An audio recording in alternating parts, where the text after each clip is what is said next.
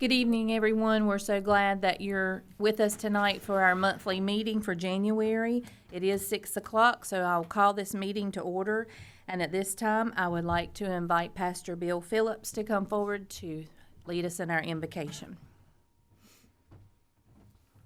Let's pray together. Our Father in heaven, we thank you for the privilege of being citizens not only just in this country, but even in this county especially. Thank you for what it means to live in Davie County, for these people who serve us, for our neighbors, for our friends. We ask your blessing on everybody here in this room tonight, especially those who know you by faith. Father, we pray that the Spirit would certainly guide each and every one of us to honor each other, to speak wisdom, and to speak with understanding. Help us to love our neighbors as we're commanded. We pray that you bless these commissioners. We're grateful for them, for Sheriff's Department, for those involved in the different parts of our government, Lord, running different offices, Lord. We appreciate so much a privilege of living here. You know you had your hand in that, and we're grateful in Jesus' name. Amen. Amen. Thank you so much, Pastor Bill. We're going to do our pledge just a little bit different tonight because we have something special to recognize. So at this time, I would like to call the sheriff forward.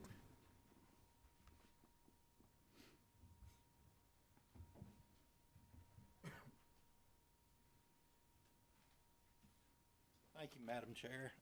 I appreciate you giving me the privilege this evening to introduce our veteran that's going to do the pledge. This is Deputy Thomas Marks. He came to work for us in May of 2024. But Deputy Marks is deploying again this month for the next year or so overseas. This will be his second deployment. He joined the National Guard at the age of 17. That was in 2017. He deployed in 2019 and was gone overseas for 15 months. Came back. Like a lot of young men, searched for what he wanted to do and landed at the sheriff's office, where he has quickly became a great deputy and provides an extremely high level of service to this county. And I think the deputies that are here tonight to support him are a testimony to his abilities and how he has become a great member of our team. We look forward eagerly for him to get back here and go back to work and serve the citizens of this county directly. But he's also serving all of us as citizens for our country, and at his young age to go to his second deployment. He's also continuing a family tradition. His father and mother are here with him this evening. His father is Colonel Marks, who is over our ROTC program at the high school. So it is a family tradition to serve in the military. We all thank you for your service, sir.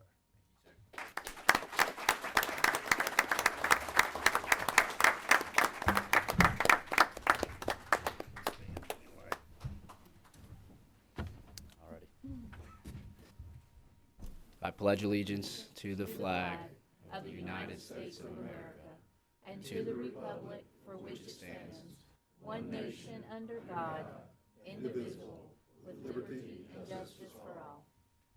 Thank you all. Thank you.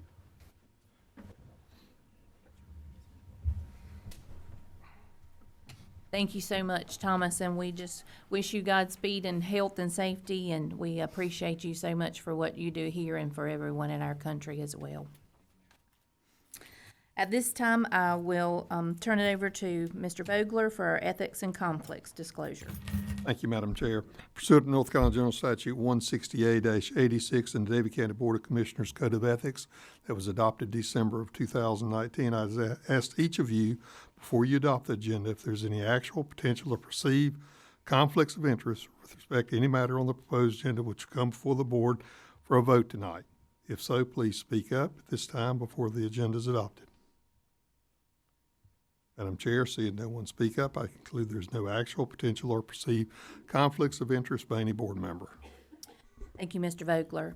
With that being said, at this time, I'll look for a motion to adopt the agenda. So, second. Mark and Brent. All those in favor? Any opposed? Nope, that's unanimous. Thank you so much. And again, to Mr. Vogler about our public comment period. Thank you, Madam Chair. We have 13 individuals who have signed up tonight for public comment. I'll be calling those individual names in the order in which you signed up. The public comment rules were up at the podium. I hope everyone had an opportunity to look at those, but if not, I'm going to go over some of the areas that we need to look at. Each person desiring to speak during the public comment will sign up on the sign-up sheet, your full name, topic which you desire to speak on. Each person will be allowed 3 minutes to speak. She'll immediately stop. When your 3 minutes are up, we have a timer that you'll be able to see at different times and when it's time for you to stop. The speaker will address the board as a whole, shall not ask any verbal exchanges back from the board. The topics which would require the board to have a closed session, such as personnel matters, property acquisition matters, other things along those lines, are not permitted to be topics for public comment. The speaker must make all presentations from the podium provided and will not be allowed to physically approach the board or staff members without the express invitation by the chair or the designated presiding officer of the board. All applause will be held until the end of the public comment section.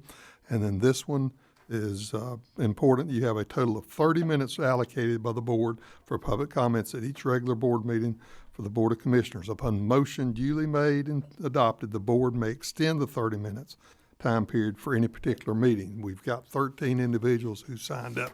So that is a total of 39 minutes right there. So if the board wishes to make a motion. Madam Chairman, I make that motion. We waive that 30-minute rule. Thank you so much, Commissioner Jones. Do I have a second? Second. Thank you, Mr. Reniger. So, all those in favor?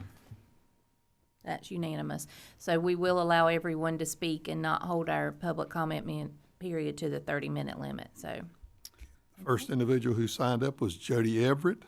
Jody, if you would come forward to the podium. And if you would state your name for the board when you come to the podium, because we record all of this information, and by it going into that microphone, Madam Clerk has that information. Otherwise, she may not have it.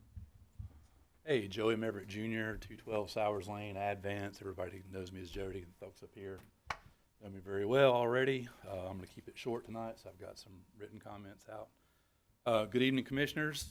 Tonight, I'm not actually here to speak to the board. I'm here to speak directly to the people of Davie County, including those watching now and listening later on YouTube. Voters of Davie County, we have an important decision ahead of us on March 3rd, one that will shape the direction of our county. I'm not here to tell you who to vote for, but I am here to tell you who I will no longer support. There's one commissioner I have known since childhood, someone I have voted for in every election he has ever run. That support ends now. All of you have recently paid your 2025 property tax bill, some reluctantly. Others may have been forced onto payment plans because of the massive year-over-year increase. That increase did not happen by accident. At the June 19th, 2025 Davie County Board of Commissioners meeting, the board approved the FY 2025-2026 budget, setting a new property tax rate of 68.86 cents per 100 of valuation. The motion was made by Commissioner Schoaf and passed by a narrow 3-2 vote. While the rate was technically lower than the previous 77 cents, it was paired with an exorbitant countywide property reevaluation. The result, what can only be described as the largest effective property tax increase in modern Davie County history. I encourage every voter to judge for themselves. The recording is public. You can watch it at the 1:25:29 mark on the June 19th special meeting. Commissioner Schoaf has argued that rising costs required the county to capture some additional revenues, treating the symptom while failing miserably at any attempt to address the root cause, overdevelopment, and the associated inefficient government bloat that follows. This election is about accountability. It's about recognizing the difference between talking about tax relief and delivering it, and it's about remembering these decisions when we step into the voting booth. Davie deserves better. Good luck, Myers Landing team. Next up is Kenneth Osborne.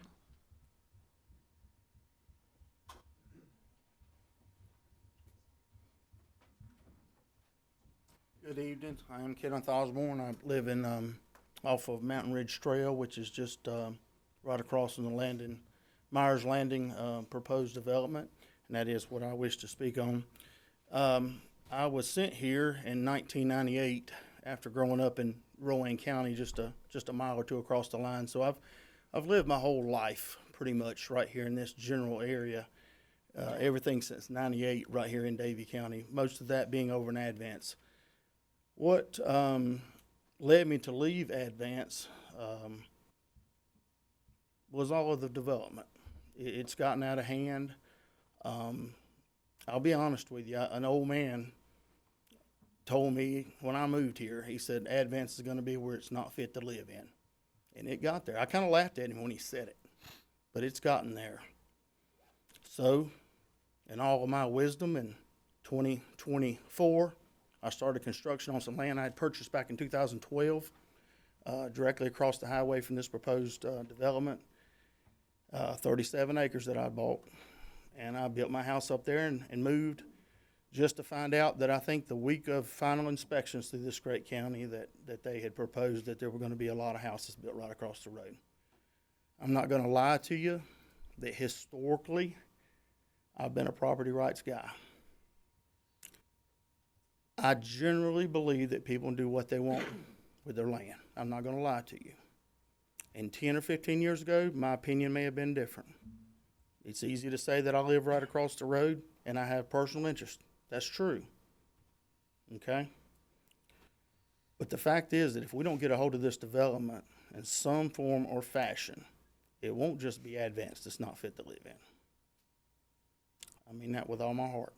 I worked for a state government that sent me here.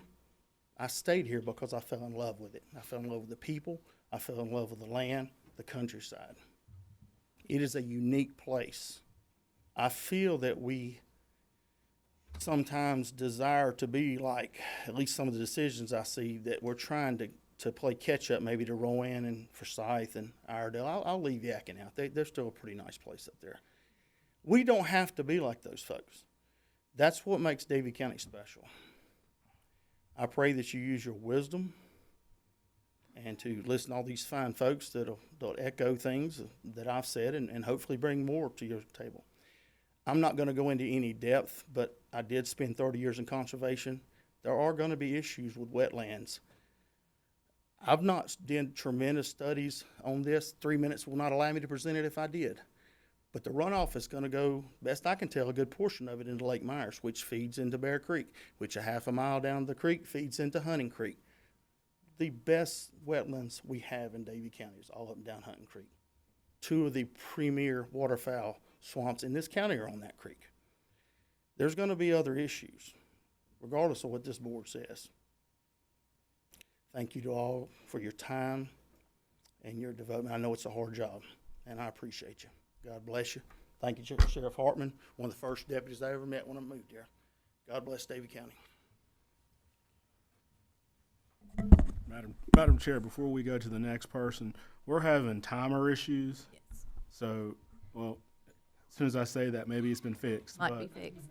Okay, good. Just wanted to, I didn't want to disrupt anybody while they were speaking, but we're going to try to see if it's working. So if it continues, Karen will just give you a signal. So. Next one we got is Jimmy Myers.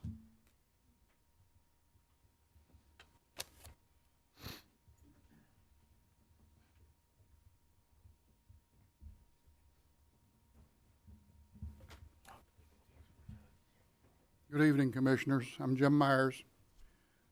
My dad, Dwight Myers, was the owner of Lake Myers as well as this farm that is going to be developed or in the process of or requesting development. One thing that I would like to address here, and it is that his desire that whenever he passed, that all 5 of his farms would be left in a trust and they would remain as farms for the duration as long as they could. For whatever reason, this particular farm, as we affectionately call the Fairby farm, because it backed up to Joe Furby's home place, was sold. And once it changes title, then it's fair game to do anything you want to. The right to change the land, to do whatever they want to, is entirely up to the new owners. I understand that. I'm not happy about it. I'm very, very, very sad about that. So, to continue on, as the previous speaker said, I'm worried about the watershed. I have seen Lake Myers right now. I visited the mausoleum last Friday, and the lake is down about 3 to 4 feet right now from full pond.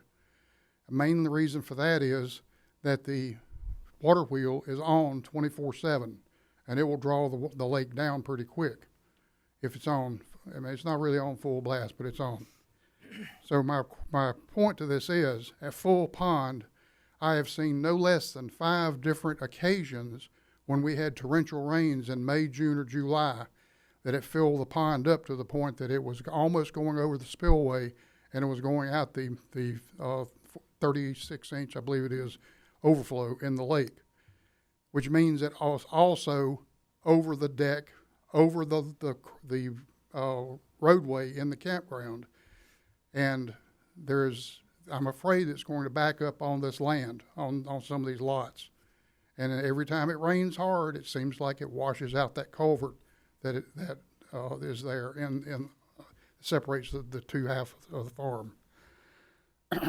So, speaking of that, the new owners, the developers, will not have control of the valve that controls the lake. Just want to make sure you all know that. And the developer and I have talked about the easement to the mausoleum. We've been in several conversations. I think we've worked out something that will be amicable to me. And there is some discussion there, of course, but I think we can work that out. But I'm also afraid that we're going to have to put a fence around the island where the mausoleum is, because if this development goes through, then there will be access to people from the development. So thank you very much. Okay, the next 2 people that I've got signed up, you've signed with your signatures, and although your signatures are a whole lot better than my signature, which is totally unreadable, and now these are very difficult.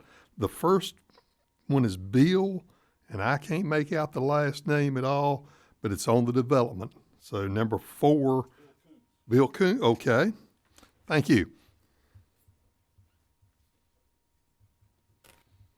I wasn't sure what that first letter was, whether it was an R or what. So, Hey. but I'll tell you, Mr. Koontz, after you see my signature, yours looks great. Well, I had a stroke about 3 years ago, so my handwriting got terrible. Okay.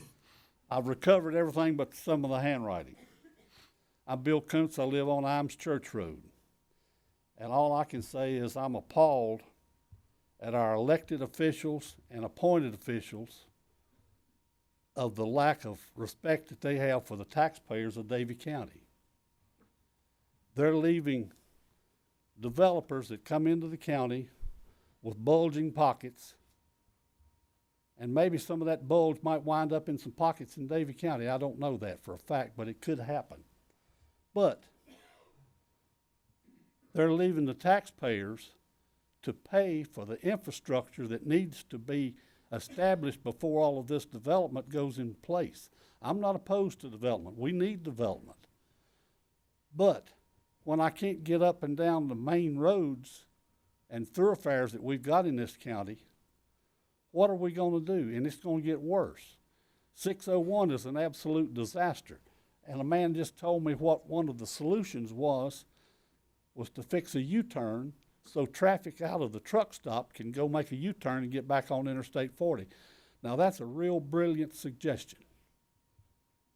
I'd like to see where he picked up that information from. But the other development that Jim just talked about, that land was set aside by his father to never be developed and messed with. And that was his wishes. And why can't we respect a dead man's wishes of what he wanted done with the property that he established and built? But no, we decided something else needs to be done with it.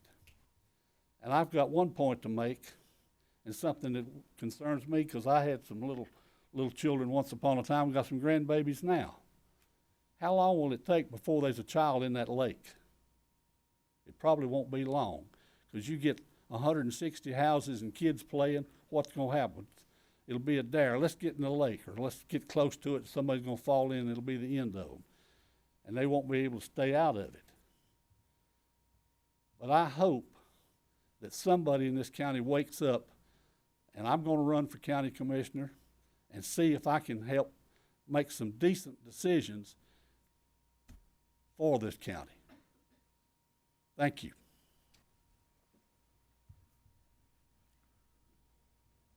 The fifth person who signed up.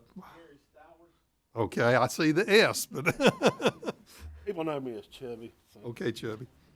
My concern today is at Lake Myers Landing. I got a 60-foot well. That property backs up to me. My water comes from that direction. We've already had a plumber in, went in the well, scoped it out, told me which direction it come from. What am I going to do when 160 people flush their toilets for 2 to 3 years and it leaches in my well? Has anybody sat down and put money aside to put me a well in, because I didn't deserve this? Matter of fact, nobody had the nerve to call me for the first meeting. I didn't know nothing. I was blindsided. My peace and quiet, my health is destroyed, and it's going to be destroyed, because I'd rather chase cows than people out of my yard, and y'all need to think about this curb and gutter deal. Everything goes to the creek. Everything goes to the lake. Everything goes to my wells and my neighbor's wells. And if you allow this to happen, who knows? Every farm, every piece of land is going to be a housing development with water running anywhere it wants to go. So I want y'all to think real hard before you do this, because Pandora's box is done open, because the developers already told me this is a done deal, and I ain't heard a vote. So I'm hearing conflicting stories. So thank you for your time. And sorry the way I look. I come from work. So thank you. Next individual is Kevin Boger.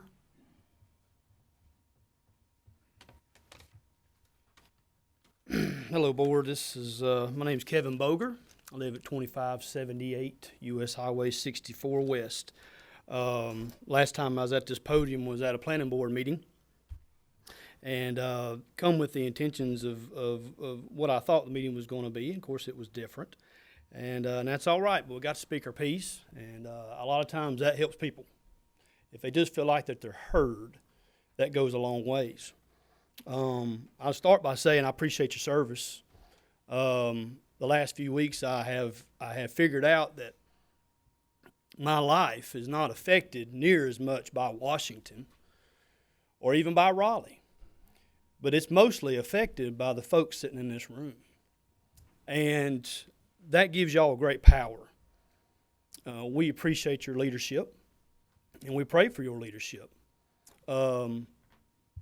But it's a great responsibility that you have to look after the citizens of this county and their safety and their well-being. I've become great interested in what y'all's meetings are about. Shouldn't have waited till I was 46-year-old to figure it out. But I've gone back and watched some of the meetings.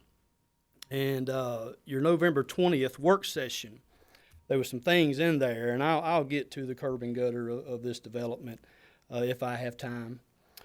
But there was a few things that was talked about that I believe Mr. Easter, some ideas he had thought of, and I'm going to encourage you to really look into these avenues. One was this permitted by right. I think when you get to a certain size of subdivision, you folks ought to have more say. I believe most people think that you do, and you do to the point that you made ordinances and rules, right? But at the end of the day, whatever ordinances, rules you make, they just going to meet it. And they still going to make money. I believe you should have that ability. We've put you in those places where you'd have that ability to go out to a community and speak to folks and look at it and say, you know what, that doesn't fit. I also realize that there's legality with that. And I believe our county attorney had some thoughts on that. And, he's just, as far as, what you could say, to get by those things. And a lot of it was safety. And that's really all you need. If I scream safety at work, man, work stops. It's not safe to have overcrowded schools or roads. It's not safe to have overworked, possibly understaffed EMS, fire departments, I know, and maybe even the sheriff's department. It's not safe to overwork our water system and our electric grid. There's too many people flooding into this county.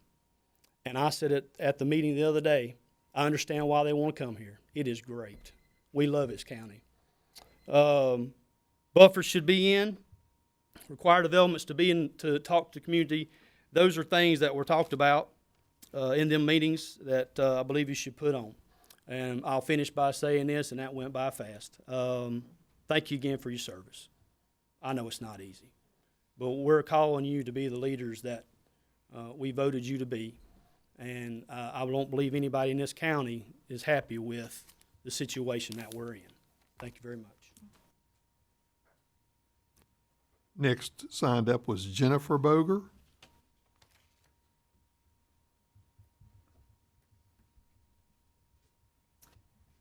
Hello, I'm Jennifer Boger, Kevin's wife. I am a concerned citizen that this development directly affects. I live on 64 West, and this development is going directly behind and beside my house. It butts up to my land. I understand this meeting is about the developer not wanting to have to put in curb and gutter. I am no expert at all when it comes to land and developments, but I do feel you, as the county, have made rules for a reason. And us, as the county people, we should obey your rules and follow your rules. There's a reason you made these rules, and I think people should have to follow these rules. Me, as a citizen of Davie County, has to abide by rules as well as far as things I can and can't do on my property. I do not think we should make exceptions to the rules. I've heard rumors that if this doesn't go through, there may be multiple subdivisions in return. I think that should be unacceptable. When you set a plan, you should stick by it. If it falls through, then I don't think you should be able to change your plans. I also have other concerns. One being my well water. I have major concerns that my well water will be contaminated and not safe for my family to drink. We are downhill from this land, so there's no doubt by the flow of nature that water is going to run towards my house, runoff water and septic lines that will, in return, contaminate my well water. Second concern is traffic. With 160 homes being placed in this development, there will be a bare minimum of 320 cars coming in and out of this development. Pulling out of our driveway is already an issue. We have to get on the gas to turn left, or we run the risk of being rear-ended from cars coming around that sharp curve at Van Zant Road. I have 2 teenagers that are driving on the road, and last thing I need is more traffic and me to get a phone call that my kid's been killed in an automobile accident. I see a very high potential also for there to be more accidents at 40 at the bridge, right there at Center. People pull out in front of you left and right. They don't pay attention. You know, if somebody's turning left to get on 40, people whip around them. I mean, it's dangerous. So you add 300 plus cars, it's just going to get worse. My other concern is my family's safety.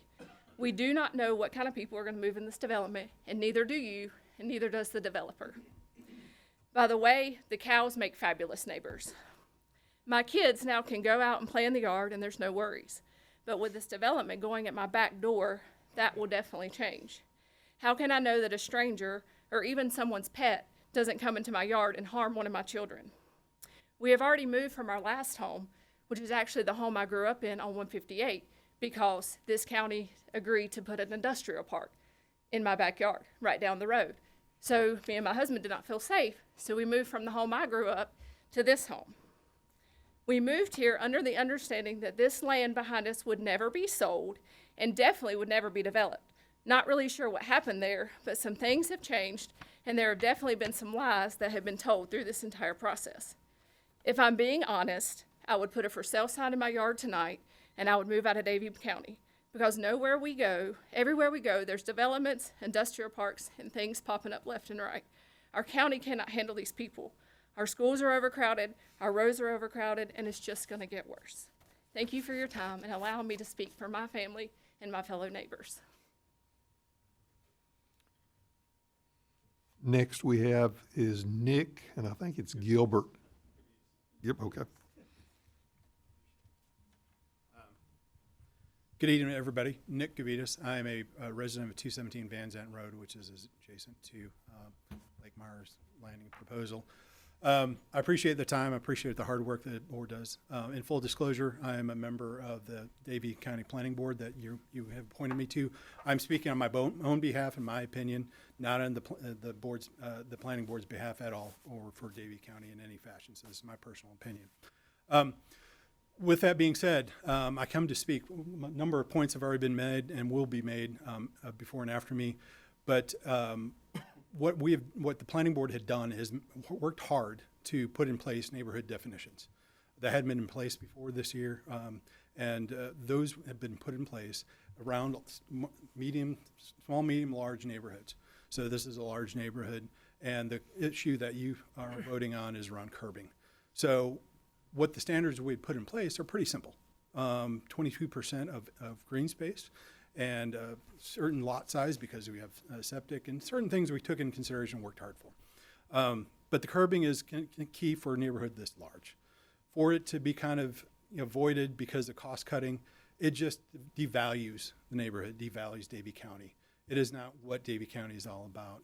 I moved to Davie County to live here, raise a family, and retire here, and to die here. I've lived in 9 different states and 2 different countries. I've lived in a lot of places and seen a lot of stuff and seen developers kind of run amok.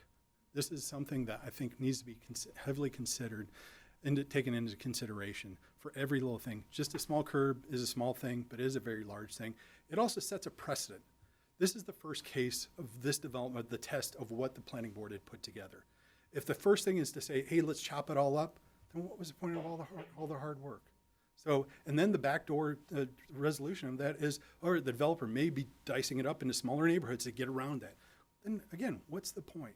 Why put that in place if it doesn't really matter? So I think you really need to think hard about that, take that into consideration. I take my job very seriously. For everything we vote on, I go out to the neighbors, I talk to them, I see what's being changed, especially because I vote on the zoning changes. I talk to them, see how that impacts them. And with the people that want to change things, I ask them 2 key things, and I will leave you with this. Those questions I ask are, how does this meet the master plan of Davie County? How does it keep to the rural aspect of Davie County? That is what we have written down in the master plan. And how does this affect our neighbors? All the neighbors are here right now, and they are speaking their mind, so it's well worth for all of you to listen. Thank you very much for your time tonight. Thank you. Next we have is Nicole Mott.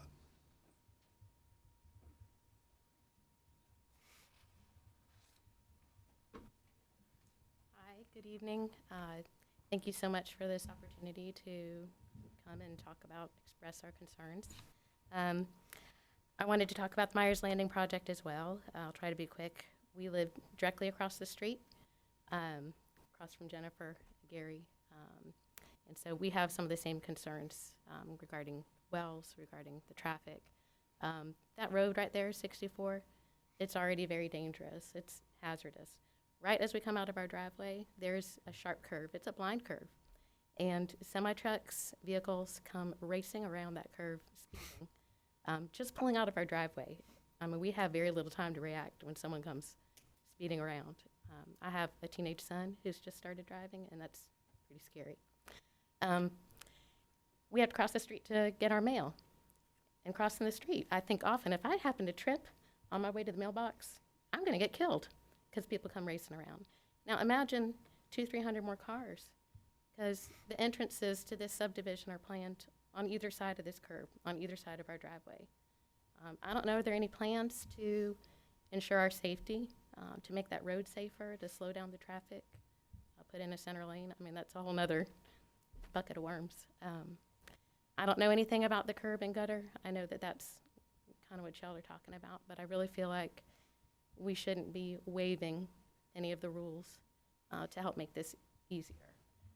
Obviously, many of us in the community aren't happy about this. We really don't want this subdivision in at all.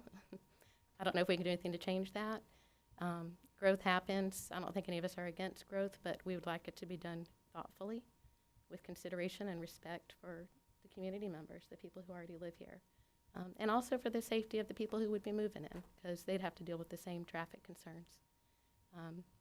You know, we love Davie County. It's a wonderful place. We understand why people want to move here, but we want to keep it that way. And so we just think that planning going forward needs to be really thoughtful with respect for the community members. Thank you for your time.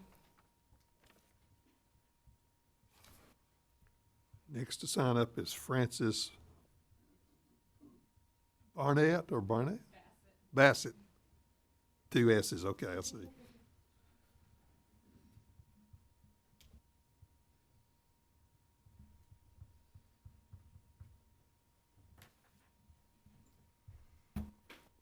I didn't know I was signing up to speak, but I thought it was just a sign-in, but I will speak.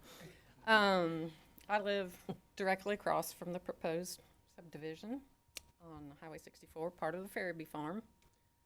I moved to Davie County 18 years ago, and I looked for years for land to buy to have a couple horses in my backyard.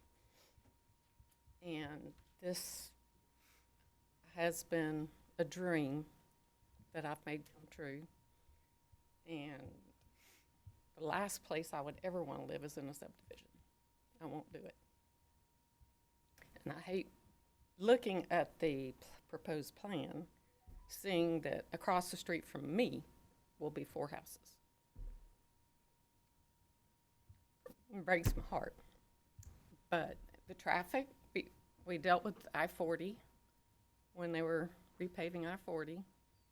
Everybody was getting off at Cool Springs, coming around 64 to get back on the highway. Years and years and years, we had that traffic problem. You couldn't cross the street to get your mail. Couldn't do it. Fridays, Sundays. The noise. Construction is going to be waking us up. Trucks in and out all the time. And it's like I moved out here for peace and quiet.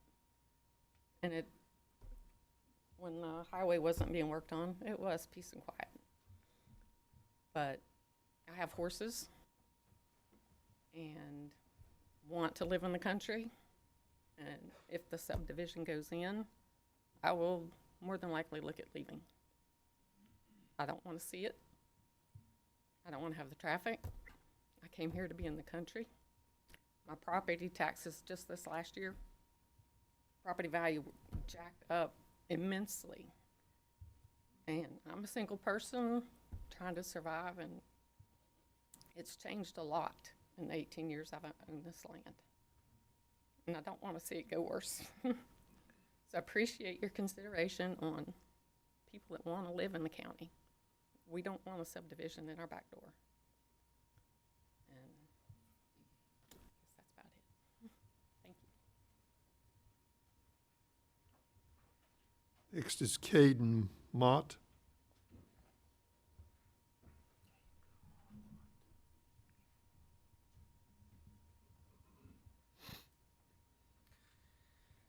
Hello, everyone. I also came up here to speak about the property that's going to be proposed next door to where I live, to where a lot of other people here live. And I wanted to represent the younger population. I'm 17 and I'm going to college at Davidson Davie on the Davie campus, and I have to pull out of our driveway almost every day in order to get to college. And with 100-something houses being put in, there's going to be a lot more traffic getting off that road. There's only 2 lanes, so it's hard to pull out of the road with only 2 lanes of traffic. So I feel like we're just not prepared for this operation. And I used to live in Louisville, and the reason we moved out to Davie County is because of the wide country land. I mean, it's a beautiful county. Every time we drive by, and I mean, I've lived here for years, every time we drive by, I think it's just beautiful. And I think we're just not prepared for housing developments. I'm not against developments. I think we need them. There's a lot of people flooding into the county, but I think there's better places to put them, and the farm owners, it's against the farm owners' wishes. And yeah, that's about it. Thank you. Michael Williams.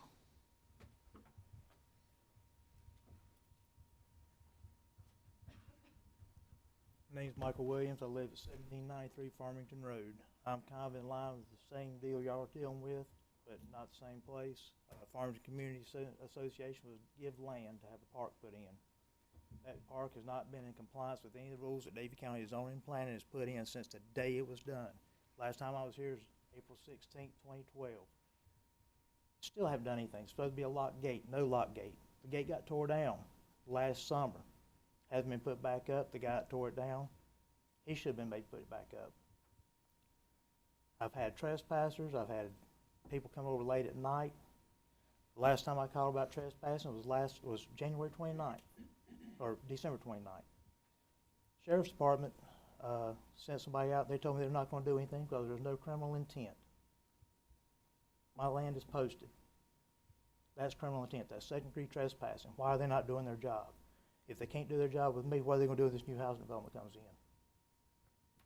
I feel sorry for the people that's having to put up with this. It needs to stop now. Thank you. And then Ken Clark.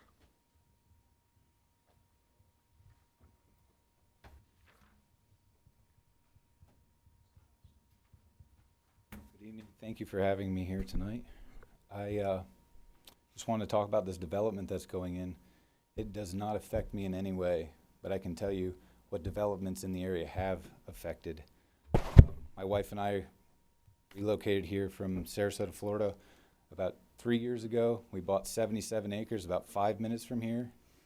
And on either side of us are developments. We're not against developments, but the procedures that go into have the developments done properly is huge. We have a 5-acre pond on the back of our property that has been ruined by developments. DEQ doesn't do anything about it. They find the developers. There's been no infrastructure changes on my property. The town of Moxville hasn't helped me in any way. I've had to bring in 100 loads of dirt to reinforce my dam from the water runoff from this development. The belly graders that they use to change and redevelop the land and the way the water runoff is, if I could show you videos, you guys would be blown away at the damages done to my property. We're all for development in moderation and done properly. This development next to us was run free for 14 months. No silt fences, no pond retention.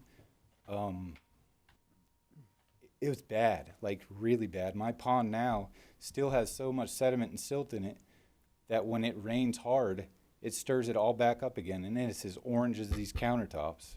And DEQ does nothing about it. And these people here haven't had to deal with it yet, but I can tell you, it's bad.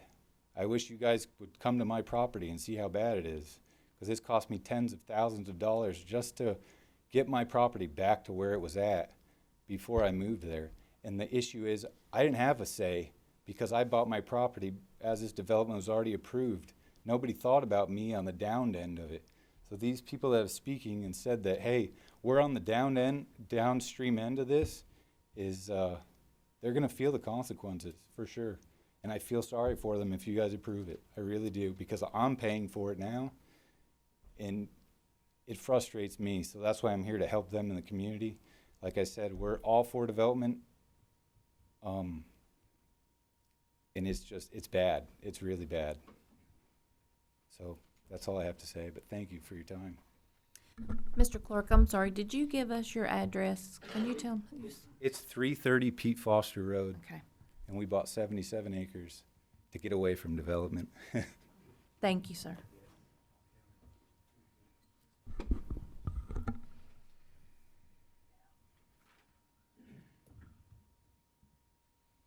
That's everybody good. Okay, so that concludes our public comment period. Thank you all for being here. Of course, the Myers Landing discussion is a little further in the agenda, so we will get there in just a few moments. But I always appreciate you all coming and sharing your thoughts with us. We truly do, so thank you for being here. At this time, we'll move on to presentations. Mr. Barnett? Thank you, Madam Chair. Tonight we have 3 presentations. The first one is from our Elections Director, Melissa Parker, and as she's walking up here, just want to let the public know that we will be on certain meetings throughout this year, having some of our department staff come give what we think is vital information about the operations that go on within their departments. And we thought that no better department to start with, since our primary is in March, than to have our elections director kind of give us a rundown of what's new and going on with elections. So I will turn it over to Melissa. Thank you so much, and thank you for allowing me to be here and share some information with you tonight. So I'm Melissa Parker, Director of the Board of Elections Office, and managing an election administration does take more than 2 days out of the year. So the Board of Elections is where your democracy starts. The elected officials, as you know, through this process, the voters of Davie County are allowed to choose who will represent them. In our office, we are governed by a 5-member bipartisan board. Our new chairman is Rob Raisbeck. Our secretary is Faye Carter. Members Gary LeBlanc, Luther Potts, who's been on our board for 22 years, and Slayton Harp. So we have 3 Republicans and 2 Democrats. That party changed when the auditor took over the control of the Board of Elections. I say it takes a village to run an election. There is no way 2 full-time employees can run an election in Davie County. But on a regular basis, we have 2 full-time employees in our office. We have 3 assistants that help us. In 2024, we trained over 165 election officials, 6 sessions of training for that, and that was for our 2024 presidential election. For the municipal election, we only had about 30 employees, and this upcoming primary, because it is an just a midterm, we'll probably have 150 people. There's a lot of people. We need help. So if you'd like to sign up, please go to our website. We would love to have you. I saw a 17-year-old. We have student election officials. Would love to have you work with them. Okay. To carry out the requirements of an elections office, of course, we receive our funding from you, and we appreciate everything that you do for us in our office. Most of our training is done in-house and is our responsibility to make sure that we have a deep understanding and a strict adherence to federal and state laws. Our office space at this point is at max capacity. Mr. Barnett and Brad are working with us to provide us with office space for our absentee board meetings. Our board room right now was made for 3 board members. We now have 5. So they have come up with an area that's adjacent to our office so that we're going to be able to have a larger area for our absentee board members, especially since members of the public now do like to come to those meetings.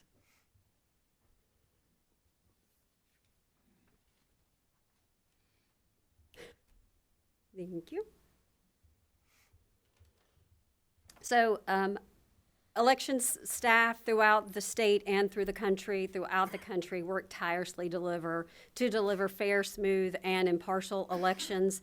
Most people have no idea what we do on a daily basis and what it requires to run an elections office effective and efficiently. And the role of an elections professional has evolved immensely over the years. This used to be a professional where people would retire at a late age from, but now with technology, with the history of the partisan turmoil, it has definitely evolved. So let's take a look at some history.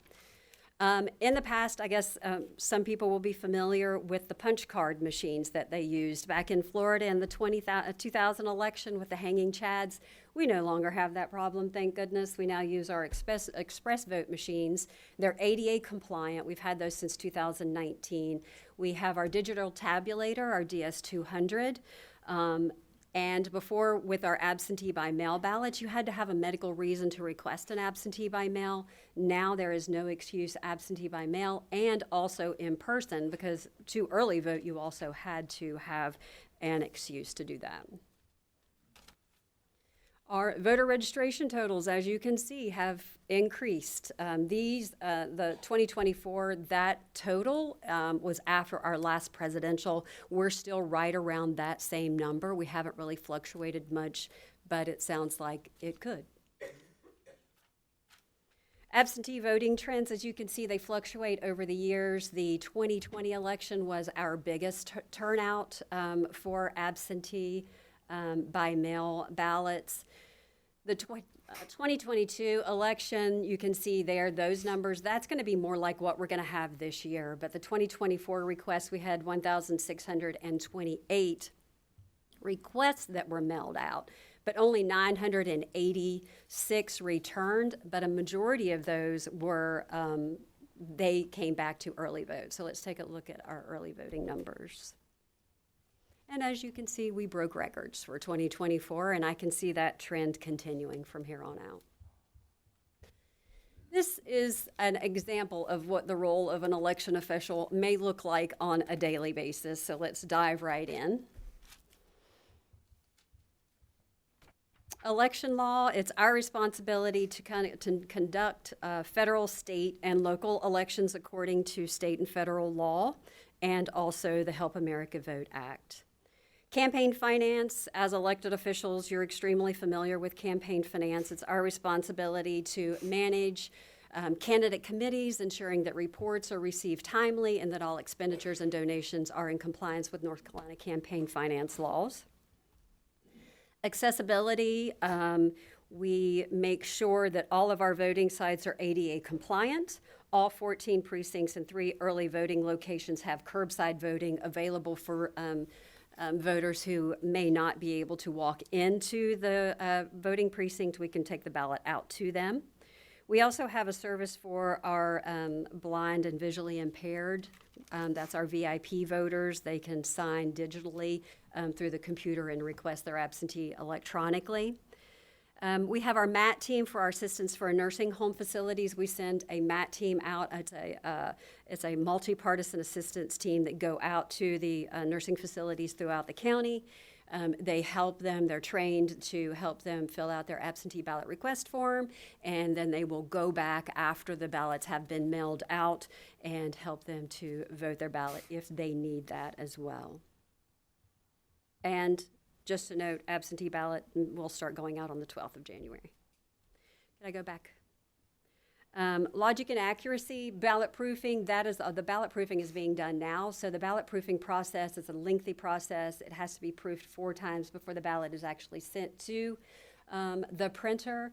Logic and accuracy testing, all of our equipment is tested before it's sent out for Election Day and early voting. Mr. Barnett had came when we were testing for the presidential election. We have a test script that each machine is tested. Each candidate gets, make sure that each candidate receives a vote and that each contest is able to receive a vote. All of those ballots are printed off the express votes, and paper ballots ran into the DS200. We tally to make sure that that result matches what our election or what our mock testing information is. So that way you know that your machines are working correctly, and we only use our certified election equipment certified by the state. Our SEAMS, our electronic, our information and technology system. SEAMS is what we use daily. That's the state elections information management system. Our electronic poll books are used on during early voting. That's our laptops that are coded with all of our voter information. Express Vote, that is our touch screen voting machines, and our DS200s are our digital tabulators. The electionware computer is the computer that the results are tallied or inserted, the flash drives are inserted into. That machine is never connected to the internet. None of the equipment is ever connected to the internet. All of the flash drives come directly from the company that we buy our equipment from. Any flash drives that we use in our office are randomly purchased throughout the county, never at the same location, so no one could ever tamper with those. Our website is updated in our office. Tiffany and I work really well together to make sure that our website is up to date. Distribution of election information. I have worked heavily with WXII. We did several interviews for the 2024 election. We keep close contacts with our political party chairs, our candidates, and our voters, and update our website to make sure everyone is well informed. One more back. We recruit, manage, and train all of our precinct officials. So again, if you want to work with us, you do get paid. It's not volunteered.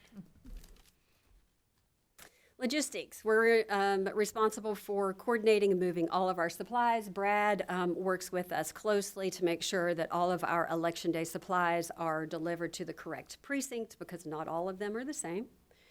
Absentee ballots are all processed in our office, so we process the absentee by mail ballot.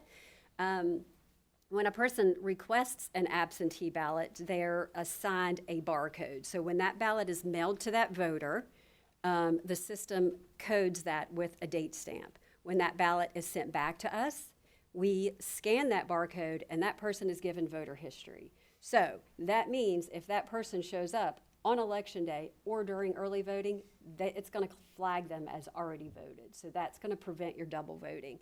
I was actually working at Bermuda Run early voting during the 2020 election, and I had a guy present to vote. And I said, "I'm sorry, sir, but it says that you've already voted." And he goes, "I know, I was just testing you." So the system works. Our voting precincts, we need to make sure, and we do make sure, that they are within our precinct boundaries and that they are not over capacity.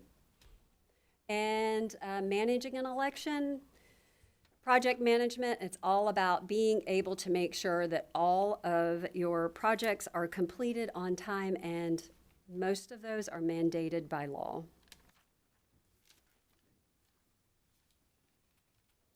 Candidate filing, we try to make candidate filing as painless as possible for you guys. So we make sure that all your packets are ready to go, completely filled out. All you have to do is sign them and pay your filing fee. So we try to make sure that everyone knows if you're coming in to file. Just call us, let us know, and we'll have all of your paperwork ready for you and answer any questions that you may have. Do I have any questions so far? All right, military and overseas. So our military and overseas voters are one of the few that are approved to have a mail-in electronic ballot. So they will email a copy of their request. I process it. There is an electronic ballot that is emailed to them. They can either electronically mark it, or they print it, vote it, scan it, send it back to me, and then it is printed off of my computer. We then have the board, the 5-member bipartisan board, to tally that, transcribe that on an actual ballot, and those ballots are fed into the DS200 during our absentee meetings, which are every Tuesday, 5 of those before an election. Register to vote, of course, it used to be that you had a registrar that you would come in person. Now we have online, we have DMV, we have voter drives. We do probably 8 to 10 voter drives throughout the county, from DDCC to the high school. We also do hit all 3 towns as well. Our street maintenance. This is one of my favorite parts of the job. I just love looking at the maps, but our SEAM system does not gather information from our county GIS system. So I have to go in manually in our geocode app to add all of our new streets and all of our street ranges. So by using our GIS maps, I can see where the precinct lines are, or the township lines are. This particular address is a county address, but it's been annexed into the township. So it has to have, it's a little different than most addresses, but it's one of those things that we have to manually do on a regular basis as new streets come into play and streets extend as well. List maintenance, we keep our voter registration rolls as clean as possible. We pull duplicates from the state system and also from other counties. Our DHHS list, which is the Department of Health and Human Services, we pull our death certificates from there. That way we can remove any of our deceased voters. The Register of Deeds, thank you very much. They have a file there where they keep copies of death certificates for us so that we can remove those voters as well. And our felon list is also printed off from the state system. So if anyone is convicted of a felony, of course, they lose their rights to vote. So we have to remove those. During early voting and absentee ballots being mailed out, these are checked daily because if someone passes away during early voting, they're no longer qualified to vote. So therefore, their vote would have to be pulled out.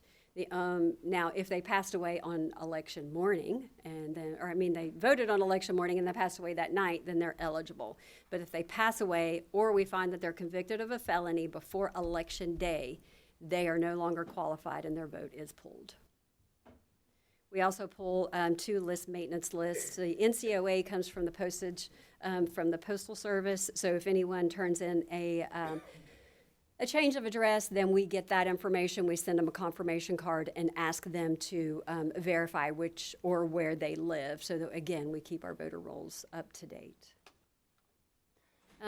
Votes cast versus votes history. Those are daily audits that we do during our absentee, by mail, and in person to make sure that the people that have voted match exactly what is on the machines. And sample eye count. The sample audit is something that the state will require us to do. They provide us with a precinct that they want to be hand counted and a contest. And we have to physically hand count those ballots after the election to make sure that hand counting those ballots match exactly what was printed off of the machines. Voting tabulation, of course, the polls close at 7:30, so the results are starting to be printed from the precincts. So at 7:30, the chief judge will announce that the polls are closed. They'll go ahead and start the closing process. In our office, we have the early voting tabulator and the absentee by mail tabulator. So at 7:30, we'll start closing those machines. Those will be the first results that you see come up on the website. So the results are tabulated, the flash drives are pulled along with the paper ballot, the paper tally. They're uploaded into the electionware computer, which again is never connected to the internet. The numbers are checked again. Another flash drive is ran. It's gone to my computer, and then I upload it to the state. We check the numbers again before they ever go public. So the numbers are checked 3 times to make sure the original tape printed off that machine at the precinct is exactly what the public is seeing. Canvass, one more. Canvass is the end of the election. Everybody thinks the next day after the election, oh, aren't you so glad it's all over? It is not over. Canvass is 10 days after the election. So that's when we're ensuring that our audits have been completed. All of our eligible ballots have been counted. We still have some FPCAs that may be coming in and things like that. All challenges have to be heard before the board will certify the election results at that meeting. Photo ID right now is required. From our understanding, they are going to have another referendum on the November ballot that could question this again. But right now, ID is required. You can have a driver's license, a U.S. passport, something showing your photo, and a military or veteran's ID. If you're 65 or older and your driver's license has expired, as long as the driver's license was good at 65 and didn't expire until after you were 65, then you can still use that. If you don't have an ID, we can make one for you. You can go to DMV. You can vote a provisional ballot and complete a photo ID exception form as well. The board will look at that. That would be a provisional, and then the board would decide if that ballot would count because you didn't have an ID. But if you have any other questions, you can contact us at the Board of Elections, or you can visit the website. Thank you very much for having me. Thank you to all of our wonderful departments who help us out. I would also like to shout out Jerusalem Volunteer Fire Department for allowing us to use their facility for so long during early voting, and then William R. Davie Fire Department also for allowing us to use their facility on Election Day. Melissa, thank you so much, and thank you for all that you do. As you all can see, running the Board of Elections is not simple at all. Does anyone have any questions for Melissa? No, just a comment. Thank you for keeping us out of the news. Yes. You're welcome. Thank you. Thank you. Brian? Next up, normally we would do this at our work session, but since we did not have one in December, Robin West is going to give you the November 2025 financial report. Good evening. Tonight we'll be looking at year-to-date through November, comparing that to year-to-date November of last year. So as you can see, we have about $4 million of revenue, more than we did last November. Most of that is, again, property taxes. Sales tax is still flat to a small increase. Miscellaneous, the difference there is the vehicle financing that we did around December the 9th through the 10th.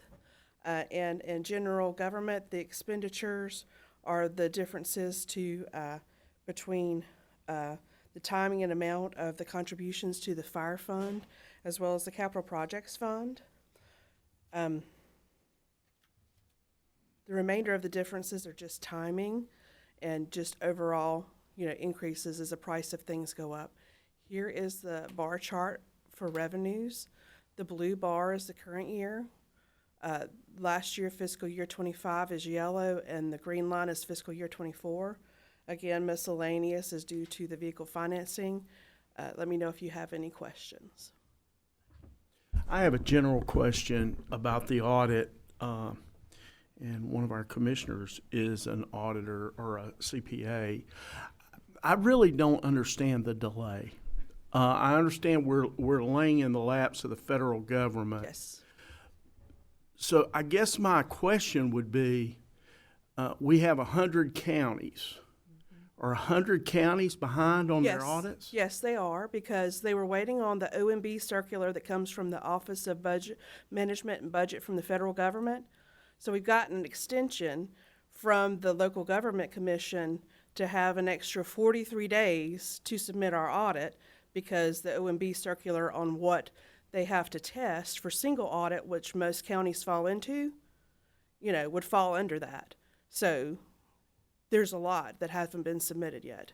Well, I mean, I get that, but I really, I read all that. I hear all that. I just don't really understand how this has just stopped everything. And do you have any ETA as to when our audit will be completed? Yes, they're resuming work, from the holidays this week. So hopefully we'll have something by the end of January. Okay. By the end of January, I have other reporting that needs to be done that doesn't have an extension. So, I'll need to at least submit a draft of that. So, but as of right now, it looks like we have lost around $100,000 in the general fund. So that's expenditures over revenues. So that's not an addition to fund balance right now. So. Okay. Any other questions, comments? I was just going to speak to Commissioner Jones' issue. I mean, the numbers on our audit will be done pretty much well before the 43-day extension. They're just waiting on some outside procedures to be done that really won't affect the numbers. It's just a reporting issue. Well, I get that. Yeah. I get that. So as it stands right now, I think we didn't have anything that accreted to fund balance, right? Right. No, there was not an addition to fund balance as of right now. Anyone else? Thank you, Robin. Thank you. And then our last presentation tonight, we'll call the sheriff back up here to talk about the Safe County Initiative.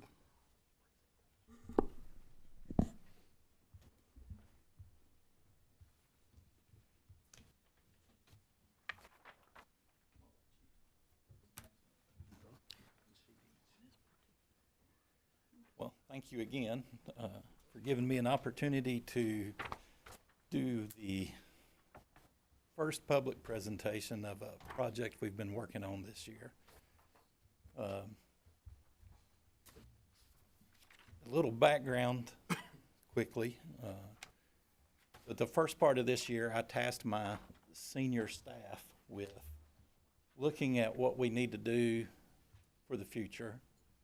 And as the county continues to grow, progress, and change, how we continue to provide a high level of service. What is out there that we might do or might utilize to improve our services, to respond faster and better to folks. After about a month, the senior staff came back and they had 3 recommendations. 2 of those were internal to my office, and we have implemented those changes internally. The third was to improve our drone technology. So we started looking at that. And that developed into a whole program of a drone as a first responder that not only serves emergency services, but hopefully will serve all government services and improve their ability to provide the services to the citizens at a faster and better rate, and maybe save us a little bit of money in the long run. We'll see. But what I'm presenting tonight is the first responder drone portion that we're moving into a test phase for. So we will be testing drones as a first responder over the next year to 2 years. Look at this. Ma'am. So what is DFR? It's the future of air sport. How many of you have watched movies and you see like Los Angeles has helicopters, and Brunswick County Sheriff's Office in this state has helicopters, several of the larger agencies. So they have an air support unit, and that's existed for many years.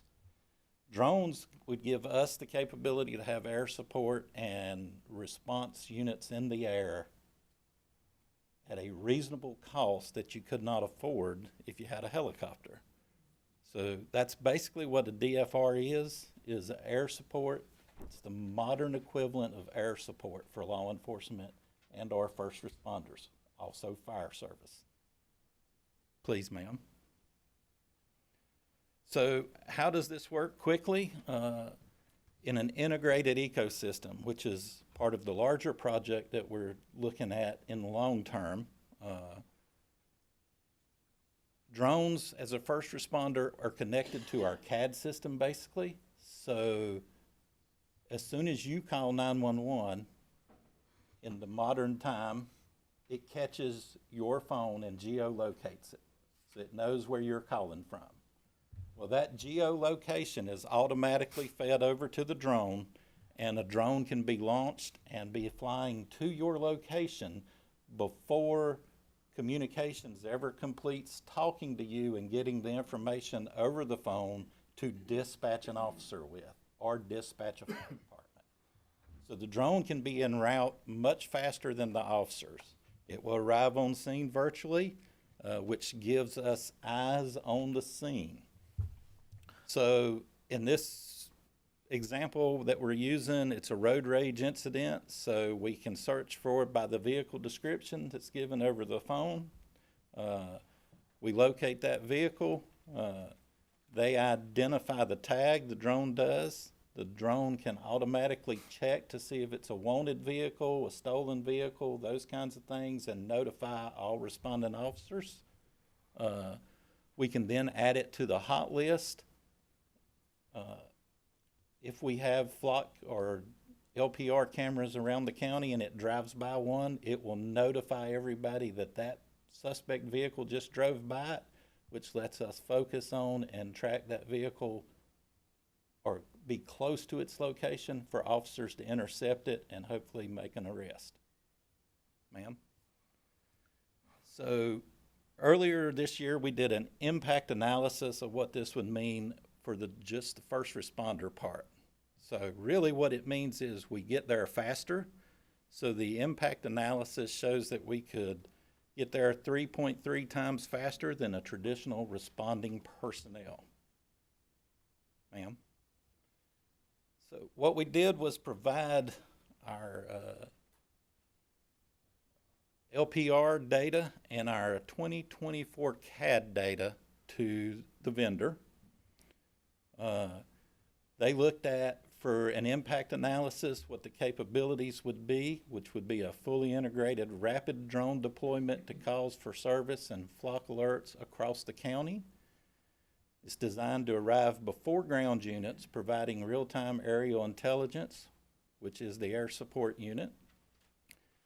The benefits would be to reduce response times, get critical situational awareness for ground units prior to arrival, and to clear low priority calls from the queue, allowing ground resources to reallocate their time more effectively.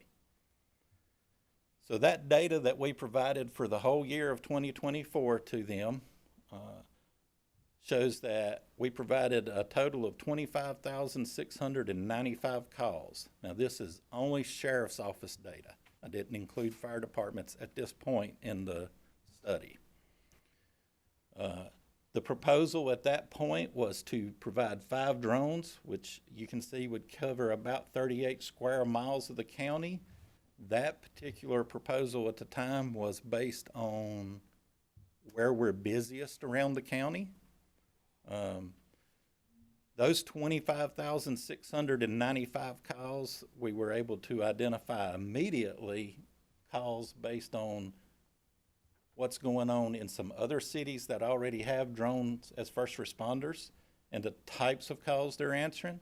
So there would be 5,896 of those calls in 2024 that would immediately be eligible for a drone to respond to. 4,398 of those calls would be within the range of the drones as you see pictured there. 575 of those 4,398 calls already had an alert from an LPR camera. In other words, they were wanted vehicles, wanted persons, stolen tags, and they had already hit an alert. So if you look at those calls, the 4,398 that would have been in range, our average response time to that call, which includes the 911 call data. So typically when you call 911, it takes 2 to 3 minutes for them to collect information, get it put in, get it on the radio, and an officer respond. So when you add that to our actual response time, for those 4,398 calls, our response time was 10 minutes and 54 seconds on average. The average expected drone response time would be 2 minutes and 42 seconds, which 95% of the time the drone would be on scene first, and 75% would be the expected reductions in response times. Of those 4,000, wait a minute, can you go back one, ma'am? Of those 4,398 calls, 3,181 of them were high priority calls. The average response time to those 3,181 calls was 11 minutes and 13 seconds. That's including the 911 call time. The average expected drone response time would be 2 minutes and 43 seconds. So we could have eyes on the scene, on the area that quick. Next, please. So test phase. Let's talk about our test phase just a little bit. This is the 2 circles represent our test area. The lower circle would be centered, the drone would be flying off the courthouse. The upper circle is still in flux. We're still looking at how to do that. We had a site located and the property owner had agreed.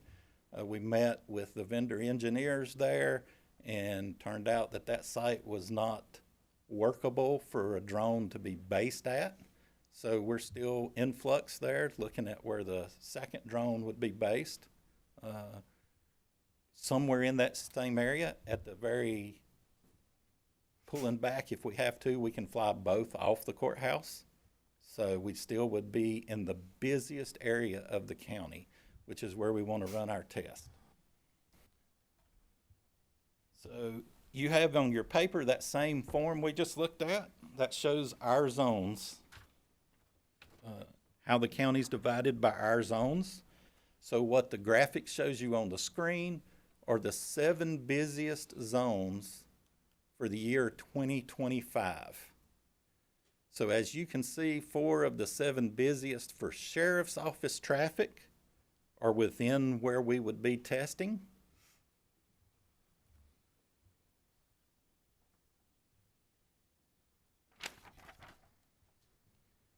And if you would go to the next one, ma'am.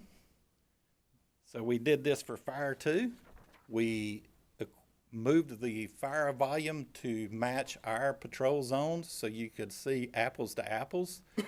So you can see that the majority of the top 7 calls for 7 zones for fire calls, the majority of them are still within the test area, okay? And if you flip the paper over I gave you, it's not a graphic up there, but that will show you the fire districts if you're interested, so you could see what fire departments could be or may be involved in the testing. Initially, there will be 3 fire departments involved in the test phase till we develop the protocols and stuff for how this could work, okay? So what you're seeing here on September the 9th, we did a demo day. We actually flew 2 drones off the courthouse. Now, it was not a full setup, so I have no sound. It was not connected to the CAD. It was just a demo. We had fire representatives there. We had county department representatives, local government representatives, not elected officials, but the folks that actually are out doing the things, the department heads and that kind of stuff, to see if this would be useful to them. So what you're looking at is just a snapshot I took of a big screen at my office. We flew the drones from my office, flying them off the courthouse. This is what the drone operator sees himself. So you can see that that's a map of Moxville up in the top right. It gives them all the data. They were at about 300 feet when this was taken. Drone was flying at 51 miles an hour. You can also see that Ms. Holcomb, who is a 911 dispatcher, had been given the permission to spectate, so she was watching the drone services at the 911 center. You would be able to see that. I can give any fire department or chairman permission to see it. We send an email or a text alert, which allows you that permission to see that, okay? In addition to this, what you don't see here, because we didn't have it on the demo day, is there'll be a radar unit attached to this. So the drone operators will have a radar view of all the air traffic around them to help eliminate or miss any kind of problem with interfering with any other aircraft, including other drones. Next, please, ma'am. So these are our primary partners at the start of the test phase. They're listed there. You would have a central drone control or flight operations unit. So we've met with and talked about that. The top left picture is the county's 911 backup center. As you can see, it's set up and ready to go so they can have additional 911 services if they need it. And that is set now. A drone operator could sit down right there, sign in, and go to work without having to buy any other hardware and add any infrastructure. They can go to work and run the drone program right there. The lower picture on the right is a setup at my office where we have 4 screens on the wall. It's attached to the operator who has 2 screens in front of them. As you can see, or maybe you can see at this distance, that big screen, she typically keeps that up, that's connected to, already to the county's camera systems that the county has installed around places. So you can pull up those photographs and keep an eye on them. That just happens to be Rich Park and the intersection there from the park here in town, the city park right here at the intersection on Main Street. So let's go back one time, please, if you can, ma'am. So why did we choose these folks? Advance and County Line Fire Department already have drone programs.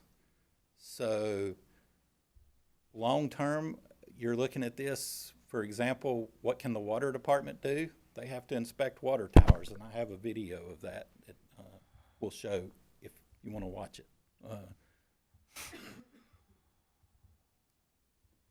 They pay a third party to come do that now, but we're building our drone programs in silos, which is typically what happens to all of us. And as we studied this, it was like, why are we doing that? Why are we not building a program that serves the whole county in a better way? So Johnny was there that day when we did the demo and interacted with them and had quite a few questions for the vendor and operators. But Johnny could put a request in that goes to drone control. If my folks don't have the availability to provide a drone for that, then maybe Advanced Fire Department does. So they could get that assignment. It allows us to utilize tools that we've purchased that maybe we use 20% of the time and we increase the usage, which gives us more value for the money we've spent on those products. The same with Advanced Fire Department or County Line Fire Department. It allows the operators to get better at operating them, and it serves the purpose, reduces Johnny's costs, and Johnny can actually sit in his office and do the inspection on his computer in his office. Nobody has to climb the tower, nobody has to do, unless he finds a problem and there has to be a physical repair of something, okay? That's one example of that. So we had about 6.5 hours of video from demo day. I've spent the last week paring that down. It's about 10 minutes worth of clips. I know it's been a long evening already, so if I'll let the chairman decide if she wants to watch 10 minutes worth of clips. If you say no, I'm fine with that. You have this, you can watch them at your leisure. Maybe we should do that, Sheriff. Okay, that's perfect. I know it's been a long evening. Just, if you do watch them at your, they're silent. They are just very short clips put together of different events that happened. It tries to show you the water tower inspection, a sewer line inspection, a response to a suspicious person, and then just show you some of the drone capabilities. Okay? Thank you. So you can bypass that one. And I think that should be it. Does anybody have any questions for the sheriff? I have just a couple. Yes, sir. One is a general question because, believe it or not, I've had some. Of course, everybody's younger than I am, but a lot of younger folks asking me about flock cameras in Davie County. Yes. How many do we have in Davie County? There are 20. Well, that's not true. There are 20 that are managed by the sheriff's office. There are, Brian, 4 now? 5? There are 5 additional ones that are managed by, for example, the housing community up here behind or across from Moxville Family Kitchen. Yes. They've installed them. There's a housing community in Advance that has installed them. Okay. Lowe's Home Improvement has 3 in their parking lot. And they have allowed us to access those cameras, or those cameras send alerts to us if a stolen car, for example, goes in the parking lot. I think Social media has generated some issues. I'm aware of a gentleman that started a social media anti-flock campaign. If you look, he's done that in multiple counties and multiple states. There's a lot of misinformation about flock. There's a lot of... Well, that's okay. So 20 managed by the Sheriff's Department or managed by Correct. private folks. Okay, now I'm going to ask you a very, this is a layman's question here, okay? And it kind of relates to the flock cameras and what some folks see. You see them in the public safety realm. Some other folks see them in a different realm. Right. The drones. Yes. The drones will be dispatched to incidents. Correct. There, we won't have a situation where drones are flying over Davie County. I don't think I have the capability or the financial means to buy a drone that could constantly circle. Okay. So another thing that would happen in this program, you would have a public website where the public can go and see, and I can send you an example of it or show you an example of other places that already have it up live for the drone as a first responder. But they would see all the dispatches. They literally could see the flight path the drone took to that call to see where the drones are actually flying. Great, thank you. I mean, you understand there's totally issues of understand. privacy issues that people are very concerned about. The more ability of government to gather data on people and make sure, especially with these flock cameras, I think most of the thing people are concerned with is that the data being gathered on those flock cameras is being sold or being disseminated out. And I know you guys may not be, but I think there's a concern about that. So just want to make sure we're all singing out the same hymn book. The flock cameras we have, there is, if you go to our website, there's you'll see a link that links to all the information you can see we do publicly. You can see all the reports we've taken, all the arrests we've made, pictures of the people that got arrested. There is also a link to Flock. There's a public page that tells you how many cameras we've got, how many hits we've got, who can look at our cameras, what our policies are for keeping them. I think, like anything, I hear a lot of those arguments and see a lot of those arguments on the news, and a lot of what I see on the media side of that is like, that's absolutely not how that system works. Well, I hope that's correct, Yes. and I trust you that it is correct. Yes. But we get asked these questions. I understand. Okay. So that all Flock does is what we already are capable of doing. It just enhances the ability to do it and get the information to officers faster. You literally could give me the money to hire an officer to sit on the side of the road and run every car that goes by, right? That's all that camera's doing. It takes a photograph of the rear of the car and it reads the tag. It runs the tag through what's called NCIC, which is a national criminal database that has been in place since Kenny started in wildlife and I started as a deputy. It existed, right? And if your car has been entered because somebody stole it, it notifies us that car's traveling. Nobody else does it tell us anything about. It keeps that photograph for 30 days, and then it disappears. We don't keep it, we don't track it, nothing. The drones will not take a picture of anything except a tag, just like the ground camera does. The drones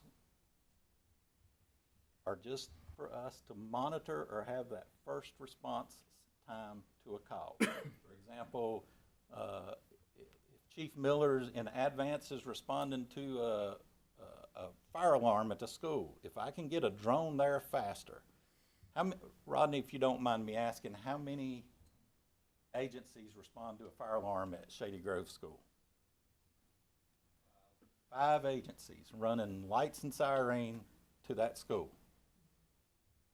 So if I can get a drone there faster than anybody gets there, and that drone can tell them, their command unit, that there's no smoke visible, there's no fire visible, there's no hot spots, because even if nothing's visible, the drone has the capability to look at that school and see a hot spot through the roof. If there's a fire inside and the roof is heated up, the drone's going to see that.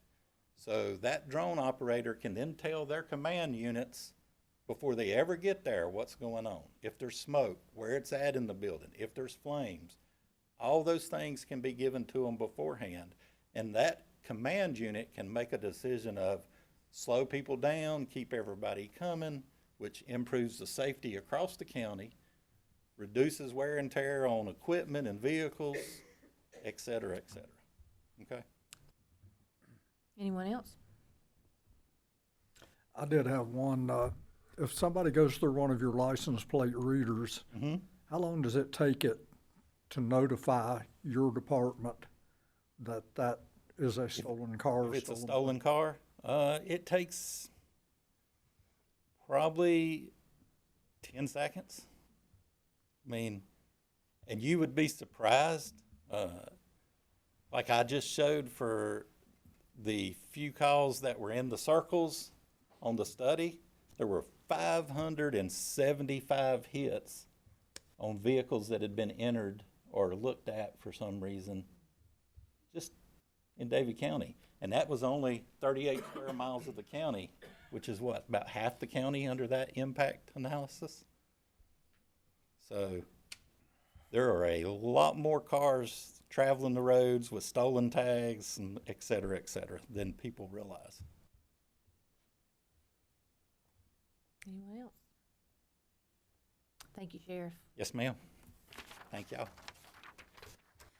Next is our county manager's report and a short consent agenda summary. Mr. Barnett. Thank you again, Madam Chair. You have in front of you tonight my monthly report for activities that went on throughout the month of November through our various departments. I'd like to say that we had a very good 2025 year. We had a really good holiday season. Only one little major incident that went down with utilities, but we got that wrapped up really quick.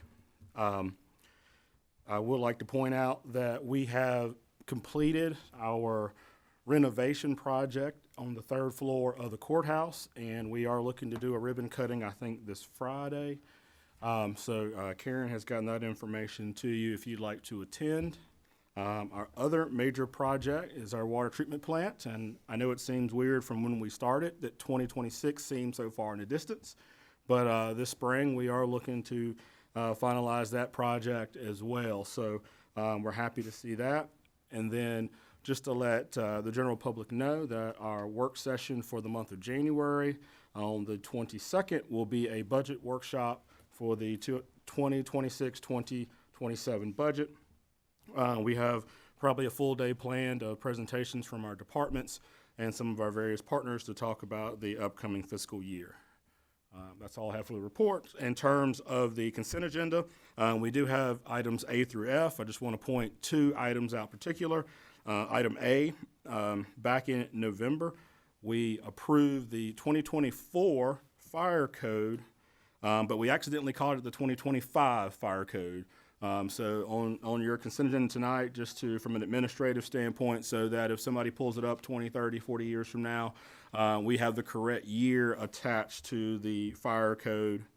And then item E, you all know, but to our public tonight that's here, we do budget amendments, budget transfers every month because we have various activities that go on financially. This month, we only have a small amount. We only have 3, 2 of which are to accept additional revenues that we did not budget. And then a third was to move money from a non-general fund program. Sometimes we have to move money from a prior year that wasn't spent until this current fiscal year. And the budget amendment allows us to spend that money this year because the opportunity has come up for us to be able to spend it. So that's pretty much your main items on consent outside of approving minutes and your traditional appointments. Okay. Thank you so much, Mr. Barnett. So So we'll move into approving the consent agenda. Does anyone have any questions or comments about the consent agenda? I'll look for a motion.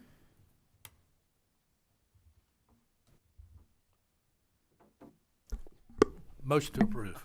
I'll second. Terry makes a motion to approve, Mark second. All those in favor? And that's unanimous, thank you.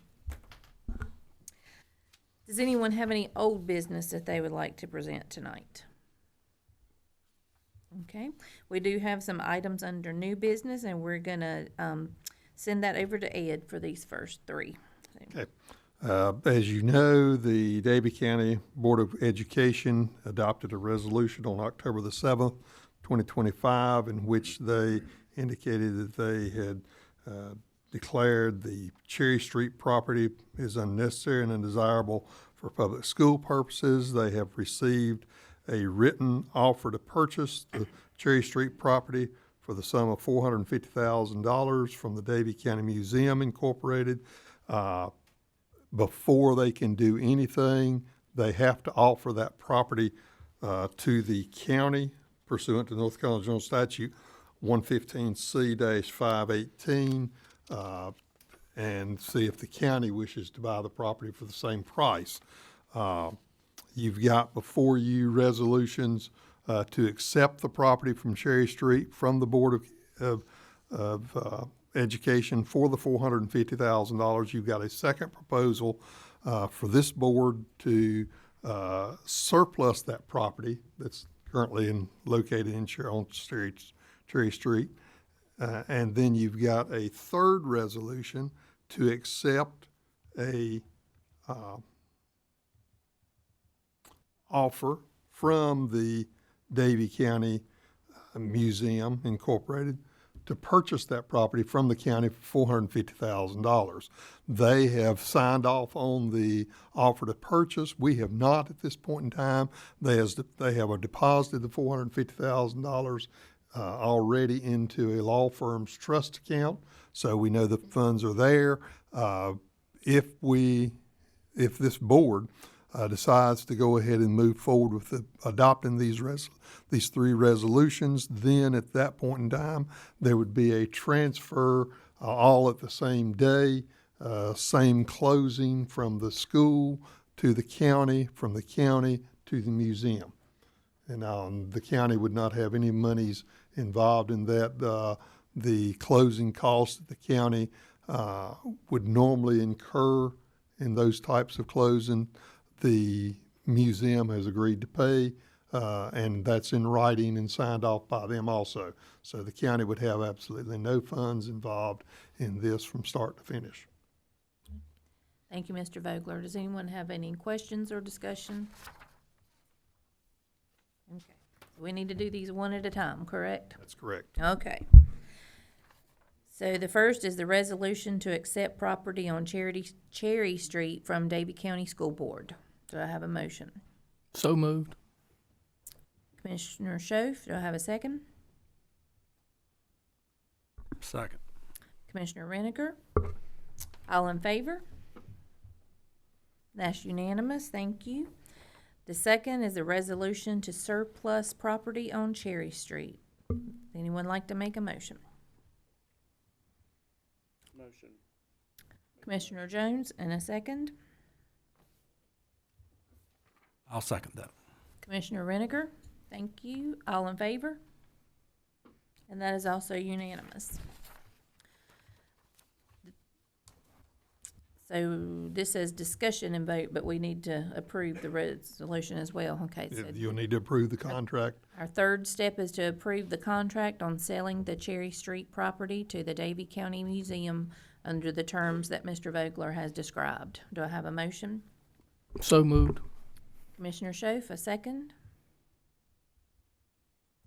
Second. Commissioner Reniger, all in favor? And none opposed, so that passes unanimously as well. And Thank you, then sir. the other thing on that will be is we'll have to run a notice of sale by private sale of public property. I've already got that prepared and I've already given that to Karen. She'll need to put in the balance of that at the bottom as far as notify you as clerk and so forth, all those things, the dates. Okay. Mr. Vogler, thank you so much for all the work you put forth in this. I know you've spent a lot of time getting this all together. Yeah, and glad to see taking this care of it. come to fruition. Thank you so much. All right, Mr. Easter, Myers Landing subdivision.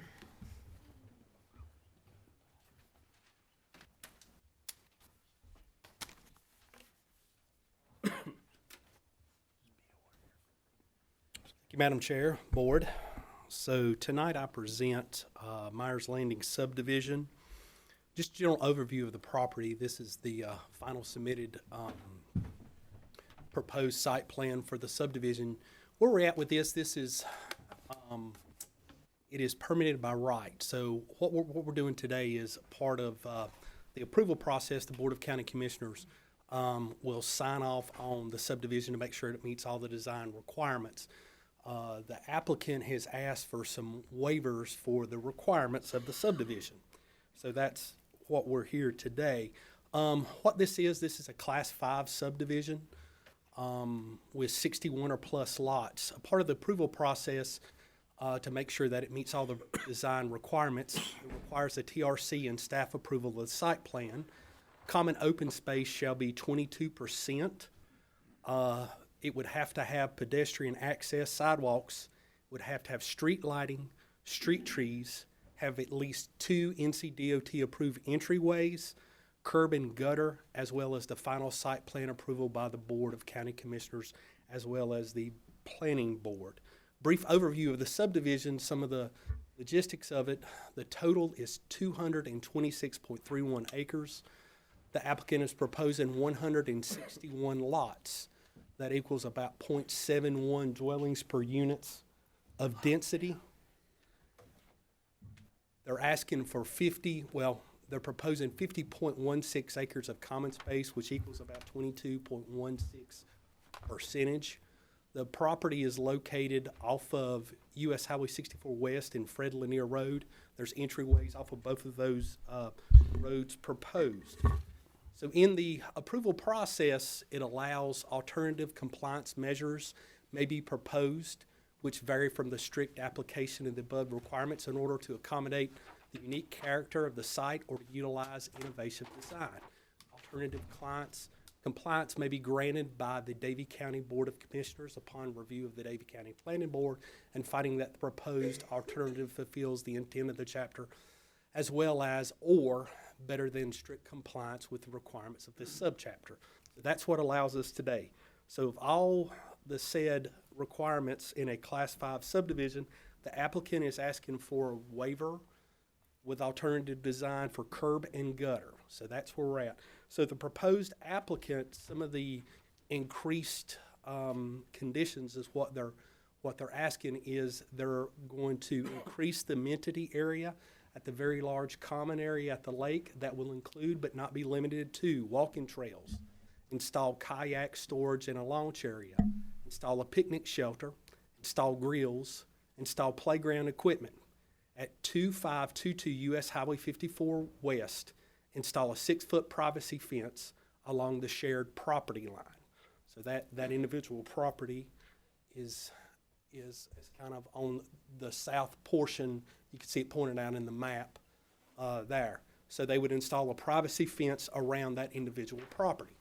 At 2598 and 2578 US Highway 64 West, leave a 10-foot undisturbed landscape buffer and add a 10-foot evergreen tree buffer along US Highway 64 to 2522 US Highway 64 West. They're also going to install a 15-foot street buffer planted with 10-foot height large maturing trees per 100 minimum. Trees at the time of planting shall be at least 6 foot in height along the rest of US Highway 64, and they're asking to do, or they're proposing to do the exact same thing along Fred Lanier Road. So as you can see, as Fred Lanier Road goes north to the north, kind of northwest of the property line, they're going to be planting that 15-foot tree buffer, and also along the south corner or along Highway 64. So that's the alternative design requirements. So at this time, I'll be more than happy to address any questions that this board may have about anything associated with that or the approval process. I do know that the applicant is here in the audience as well, too. Can I? Yep, go ahead. Just a couple of questions as it relates to some of the things some of the neighbors indicated. One has, I've talked to a couple of folks who have walked the property.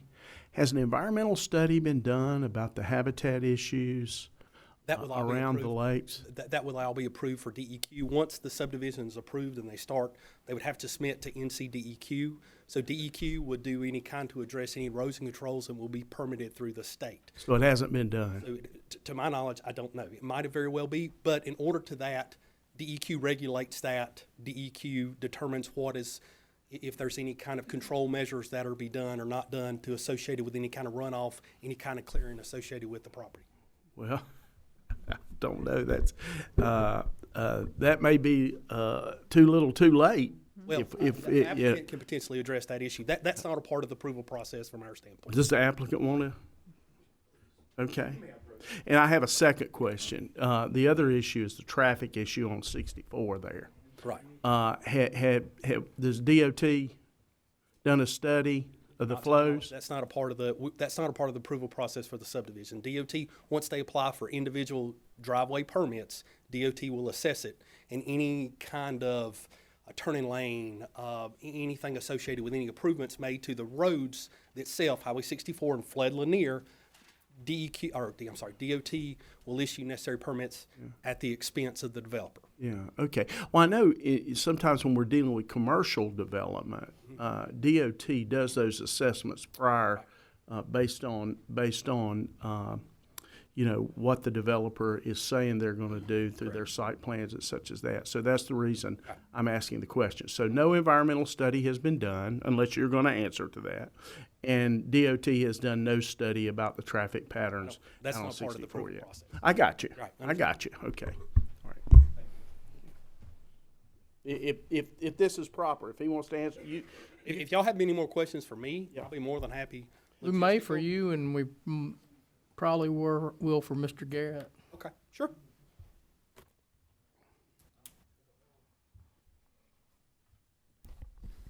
Good evening. My name's Greg Garrett, and I'm the developer for the proposed project. I imagine you probably want my address. It's 6420 Hampton Knoll Road. That's in Clemens, 27012. So I'm up here to answer those two questions, very good questions. Yes, I have actually performed a delineation of the environmental sensitive areas for the entire property. We always hire a environmental consultant to come out, and they identify and flag the areas that are considered jurisdictional, which would be what DEQ will look at, but they rely on these consultants to do the field work, and they just come out and confirm it. So I'm happy to share that file with you, but it's all GPS located and everything. So the wetlands and the streams have all been identified as part of my due diligence for this project. Okay.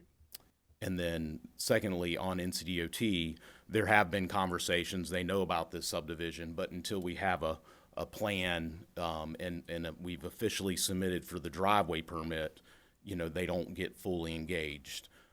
But it's my full anticipation that there will be road improvements on Highway 64, turn lanes into the subdivision. That's not my call, but I've been doing this for over 25 years, and I can tell you that there's going to be turn lanes on Highway 64, even though they haven't officially decreed that. I can already anticipate it.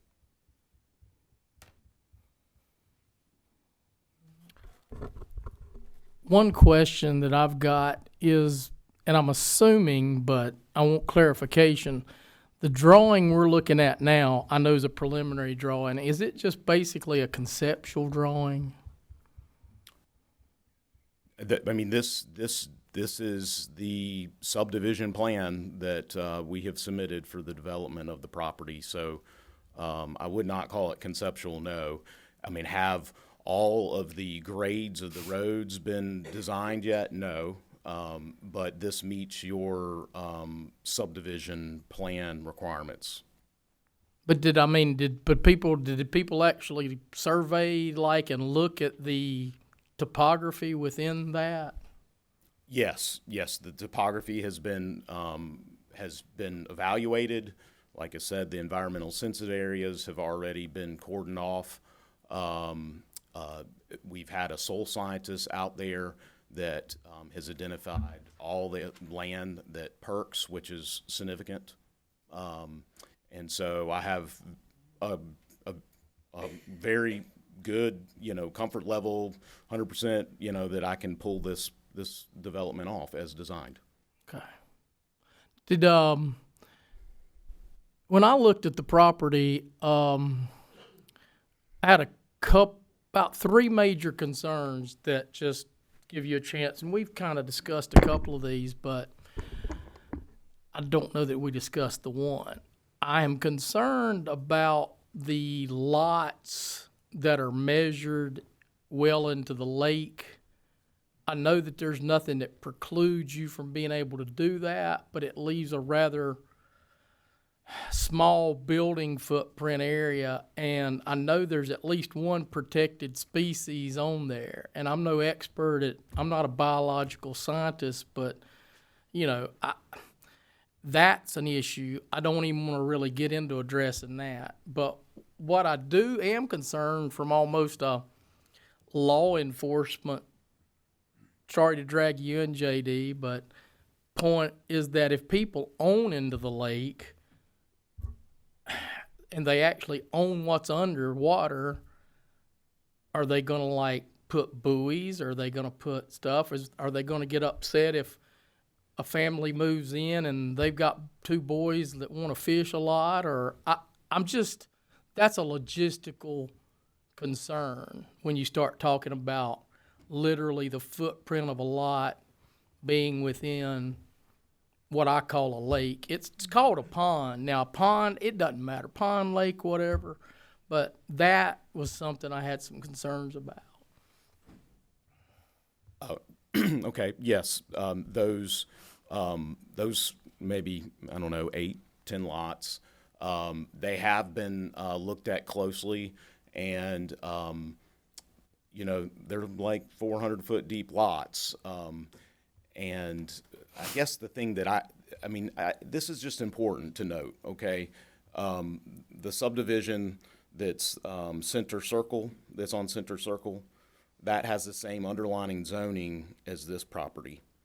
And if you look at the contrast between my lot sizes and that subdivision lot sizes, you can see that I've got a little bit more wiggle room to work things out. So I have a 100% confidence level that those lots can still have homes, driveways, and even some rear yard. And then the septic also has, been to be straightforward. There's probably a couple of lots that their septic area will actually be off-site, the drain fields, which is a pretty common practice these days. But yeah, it's not an ideal scenario, but I am fully confident that I can pull it off, and we can control how that property, those properties are developed with easements, and of course the community will, because it's a master plan community, it will have a homeowner association that will govern the rules of the subdivision. And so I can write in the declaration for the subdivision how that's going to work out. And yeah, I don't want to. It's best to leave everything pristine there and not allow homeowners to put docks up. And I can offer a condition that will be in the restrictive covenants. There's a violation, the homeowner association gets involved, and they have all of the I guess remedies that the law provides to correct it if someone were to violate that. Is that but I mean, so somebody will they'll actually own the water, but they can't use, and I'm not trying to be difficult, I'm just trying to understand. Yeah, and as we're talking, I'll put a conservation easement around the entire lake. See, I can do that as the original, declarant, the original owner. I'll make a deed restriction there. It's a conservation easement around the pond. So what happens if you find out, because I've not gotten a clear answer on this, but if there's blue heron, if their habitat's one thing, nesting area is another thing. I've read some things that say 15 to 30 foot setbacks. I've read conflicting information about that. So if you have a 15-foot setback that's based on land, yet the lot goes into the water, how does that get remedied? I'm not trying to ask a tricky question. Very good question, and I must say that's getting a little bit more technical for me. I have my civil engineer here who's got even more experience than me. Jim, do you have an answer for that? We've actually provided a 30-foot buffer around a smaller existing pond. That's the hatch line you see around it. That's an undisturbed buffer. That's a buffer, but if the lot has to have a setback away from the habitat, I don't know, how do you rectify it then if it's talking about a land setback? So what you're saying, Jim, is that the shore line there, from the shoreline back, is a 30-foot buffer. So they could not do anything within that 30 feet of the shoreline. They just own it, so we get the minimum lot size up to what we need. I mean, yeah, that happens everywhere. I mean, that's not uncommon. I'm not. Yeah. Land's land. I mean. Okay, but it'd basically be restricted in some way where people can't really use the lake. That's right. Okay. Well, let's move on, because I'm just asking these for the good of the order. These are not trying to be harsh. I also noticed some lots up around that top drive up there. And I'm not sure which lot it starts at, but it's probably like some of these lots that are like 70. Let me get my glasses. Where'd I put them? There I go. Dang it. Stuck in my pocket. Kind of along the lines of somewhere around lot, probably somewhere between 79 and 76, and the same on the upper side of that. There's probably at least 4 to 5, 6 lots on either side, maybe more, that look like they've got a building footprint that may be big enough to build something, but then both go off kind of into old creek beds or old ravines or something like that. So does that appear to be an issue with the soil scientist, or is those just going to be like filled in with dirt?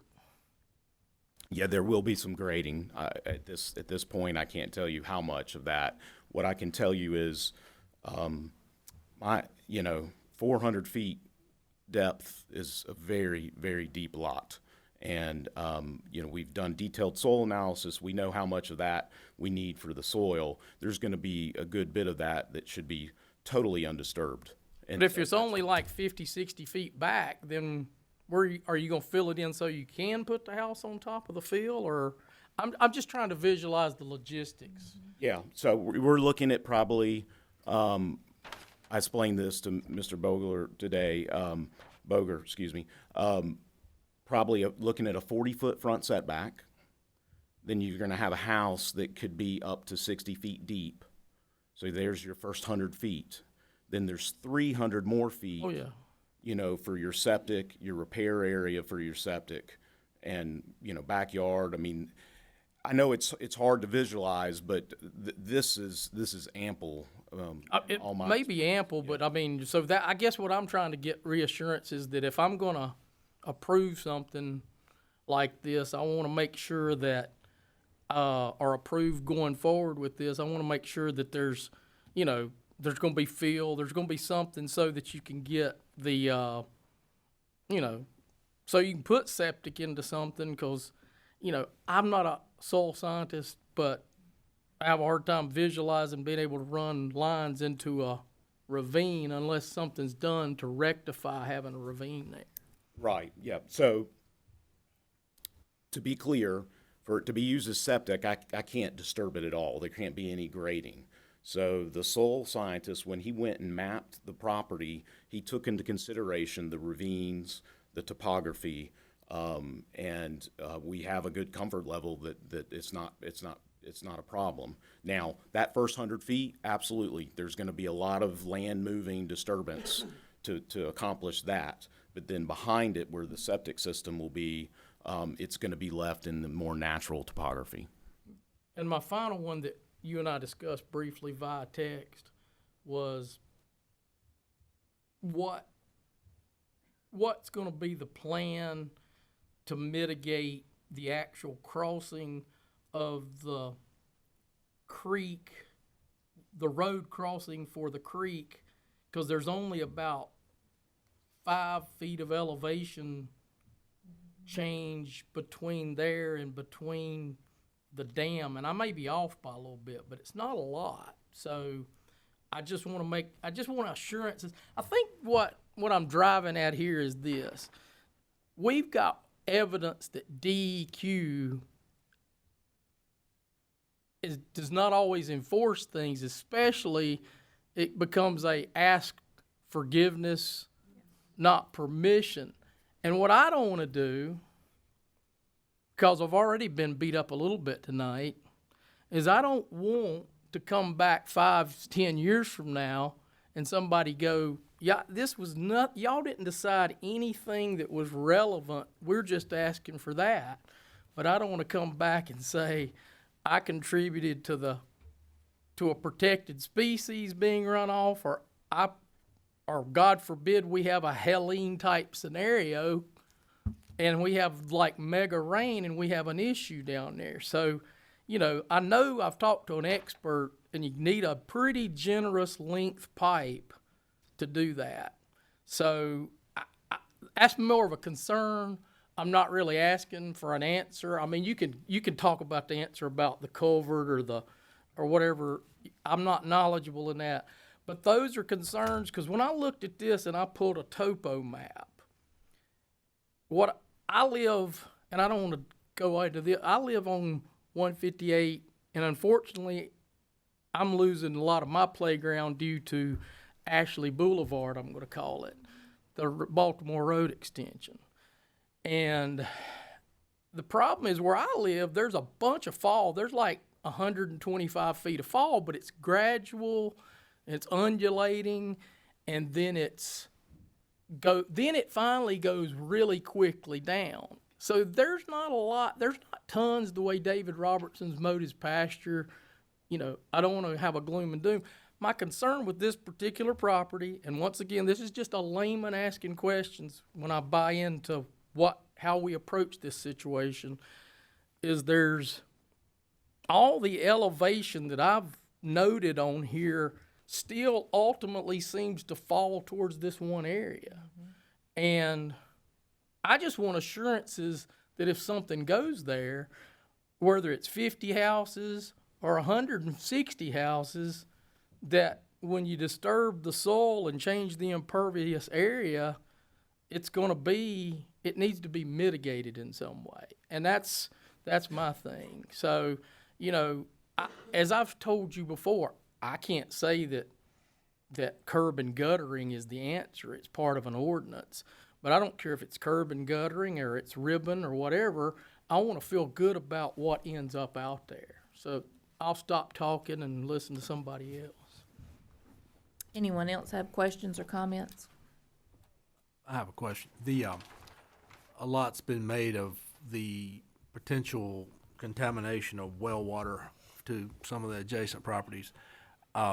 Greg, is there a study been done, or is that study exist that would refute that in any way? Again, it's a little, I can give you general knowledge from all my practice, but 100 foot is the regulation that I've seen consistently, no matter what county. So I'm assuming that that is a state requirement. Okay, and I just got to echo a confirmation from Johnny. 100 feet. I cannot put septic systems within 100 feet of well water wells. Thank you. Anyone else? I think there's I'm only sure maybe there's science that backs that up, but yeah. I'd like to just make one comment for the good of the order, because I certainly don't want this to be combative in nature, but like I said, the curb and guttering issue, I have mixed feelings about all that, and I have from the get-go. But when I did go back and do further research, what concerned me was this development becomes the second largest non-sewer development in Davie County. And the first biggest that falls into that category was Creekwood, that's getting ready to celebrate its 50th birthday. So we've learned a lot from the lessons we have, and out here in this area, it's unprecedented. So whatever we choose to do out there, we want to get it right. May I speak to your mitigation question? Okay, so I know I'm not very popular here, and this statement is just a reality, okay? So as a developer, you don't like building roads without having houses on it, and that big wide gap there is, on purpose, because that is an area where a lot of drainage is coming, so I'm not putting any houses there. I'm not trying to say, oh, I'm a great development. That's just good common sense. So that's one mitigation. The second mitigation is right now that is a farm road. It's a farm road, and there's been very small pipes that have been put there, and they've washed out. If you've walked the property, you've seen that that's been replaced multiple times. But this is different. I have engaged a civil engineer. He's already done some preliminary looking at it because it's a huge cost to the development to build a culvert that will be adequate to handle that drainage. And so Jim could come up and speak to that. But furthermore, his design will then be reviewed by NCDOT. These roads will be turned over to NCDOT. So they're going to review his design and look at all his calculations for that entire drainage basin and make sure and look at the, all the different storms that could come our way and make sure that it's sized adequately so that it can handle the worst case event, hurricanes not included. I mean, I don't know, but Jim, would you come up and, thank you. This is Jim Walters. He's my civil engineer. Yeah, Jim Walters, Latham Walters Engineering, right out of Huntersville.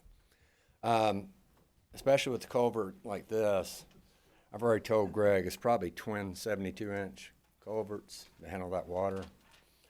That'll all have to be reviewed by NCDOT's hydraulic division. Any pipes over, I think, 30 to sometimes even less, 24-inch pipes that goes to their hydraulic division. As far as the streets go, I spoke to the planning board previous. NCDOQ, who does water quality, they do not like curb and gutter streets.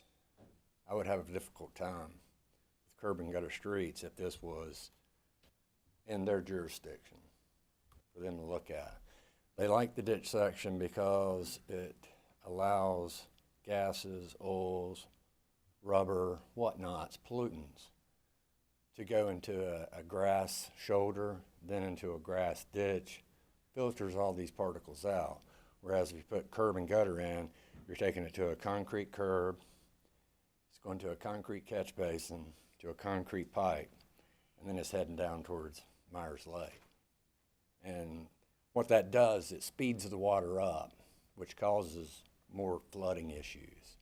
Grass, it runs through slower, it infiltrates into the ground, it actually reduces the flows. But back to the thing about the creek, that creek, I think, and this is where people that have lived around there might know more. I believe it's fed by some smaller tributaries. And I think big concern from what little I've learned is, and I've learned a lot because of this Baltimore Road project, is the pipe going to be long enough to kind of keep the flow from being so forceful and so quick? Because it would seem like when it rained a lot, you would literally get a lot from the tributaries into the creek. And, you know, a lot of times you just see that anywhere where you get that, then it floods, and then it recedes relatively quickly, and no harm, no foul up into that flood basin. But if it starts doing anything to possibly get over the dam, that's just my concern. And I'll stop at that. Anyone else? Well, I'll give you my 2 cents. First of all, I'll be honest with you, I'm sorry our ordinances have allowed us to get to this point, because I am not a fan of this type of development at all. It absolutely breaks my heart to see our ecosystem and wildlife that are going to be wiped out because of a development like this. And I'll also say I do not feel like the concessions that have been offered substitute the curb and guttering expense or quality or whatever. And you can do all the studies and claims that you want to. We're not going to know what kind of effect it is from a big rain until it happens. And we know that. We've seen that. We've seen that here in the county at different places where it was supposed to be okay, but it's not. So that just bothers me a lot. But anyway, I agree with the people who live there. I hate to see that area destroyed like that. But we are here to decide whether or not to allow the curb and guttering to be avoided. So that's what we need to decide. So unless somebody has something else that they want to add or questions to ask, we'll. I have a brief question, and this has nothing to do with this project. Well, indirectly it does. Are at our January, I know you said it's going to be a budget session, but you have made recommendations to us in terms of the potential of changing our ordinances in the way we look at rezoning of certain properties. And where are we on that? We need to act on this. Part of what Benita just said is, unfortunately, we thought we were doing great things, and I think we did do good things, but we're still confronted with things like this. And so when are you going to bring forward, I think you may have been waiting on us to come up with a number that we were looking at. And so just for the sake of the folks in the room tonight, Commissioner Jones, Commissioner Schoaf, and I had a conversation about this in December. And really, it was a timing issue at that point because we were heading into the holidays, and any discussion of this matter is an ordinance type discussion, which would require us to have a public hearing. We have to advertise the ordinance, and we have to give everybody ample opportunities to speak. So Mr. Easter and I met this past Friday to map that out, and I believe the game plan is to get all that lined up in January, starting with the planning board at the end of the month, and then hopefully have some information to bring to you all to have the actual public hearing on the February 2nd meeting. There were some questions about lot sizes that can be discussed during that conversation. We don't have to have that locked in stone at the time that we advertise the public hearing. I think that maybe some explanation would need to be done to commissioners that maybe were not involved in that conversation as to what kind of our plumb line is on the number of houses we're going to look at with those conditional rezonings for developments. And remember, folks, this is all outside the city limits. We have no control over what the town of Mocksville does, but we have to make sure that we said when we changed the ordinance that, hey, we'll have to come back in and tweak this, and evidently we're going to have to. and sooner rather than later. Like I said, discussions we've had, and we've had in previous discussions about this. You know, in essence, what we're looking at, it's a real quick change. We already have in our zoning ordinance like a special purpose district, right? So for incinerators, wastewater treatment plants, large scales, as well as solar farms. So those are treated the same way. So that requires we would go into the zoning ordinance and define what specific size subdivision, right? Okay, and then in our table of uses, we would define it, and then we would require that to it meets whatever threshold, so we would define it, and in the table of uses, that zoning would be allowed in a special purpose district. So in essence, what it is, it requires a rezoning regardless of where it is in the county, and with that, you would have to have a public hearing. The developer, the applicant would have to have a public hearing and let the neighbors know. So part of that would have to have the neighbors know. They take those findings, they report back to the planning board. The planning board reviews it. From that standpoint, they have to have another meeting as well to follow back up with the individual property owners around. Then, during the meantime, we would notify the neighbors, and then ultimately the Board of County Commissioners would decide whether it meets the criteria and rezone the property to allow that specific use. Whatever that number is whatever that number, what you want it to be. That's kind of what we need to be. Yeah. Yes. Okay. So all the logistics and all of the administrative sides are pretty much. I went in and tweaked it and reviewed it and looked over the ordinance how we can plug it in. And in essence, that's what it is. But that definable number is what we do. Now, also with that being said, any of the requirements, any of here, like what we're talking about, so we put that number on it, whatever this board requires. So a Class 5 subdivision, all this would still hold true. So during that process, to get the rezone, if they chose they didn't want to put sidewalks in. From that standpoint, ultimately, the same to be able for the developer to be able to go and have discussions with this board, you know, if they want to vary from that. But in essence, we would define it, whatever that number is, put it in the table of uses, and then would have a specific. The applicant, it would take a little bit of approval process. We're still doing the TRC, we're still doing all that stuff. But then ultimately, this board would decide from that based upon a public hearing and in the same way. Johnny. Yes, sir. But what we've got established now would not preclude us having a threshold for rezoning. No, it correct. could be tweaked or it could be whatever. We could go in and we could define, you know, as we say, we've got here Class 5. That's our largest 61 plus lots. I think the Class 4 is 41 to 60, whatever that number is. Whatever that number this establishes, this board wants to establish, you know, that's how we would do that. I want to piggyback on what Commissioner Jones said about the one thing that I get more questions and get beat up more about this development stuff is things that come in the municipality or the ETJ, and we don't have control as commissioners over that. That's not because we're kicking the can, we just don't. And I want people to understand that. That's not that we don't feel the same concerns, because we ultimately, as the county, have to provide the services that these subdivisions in a municipality, but we can't control that.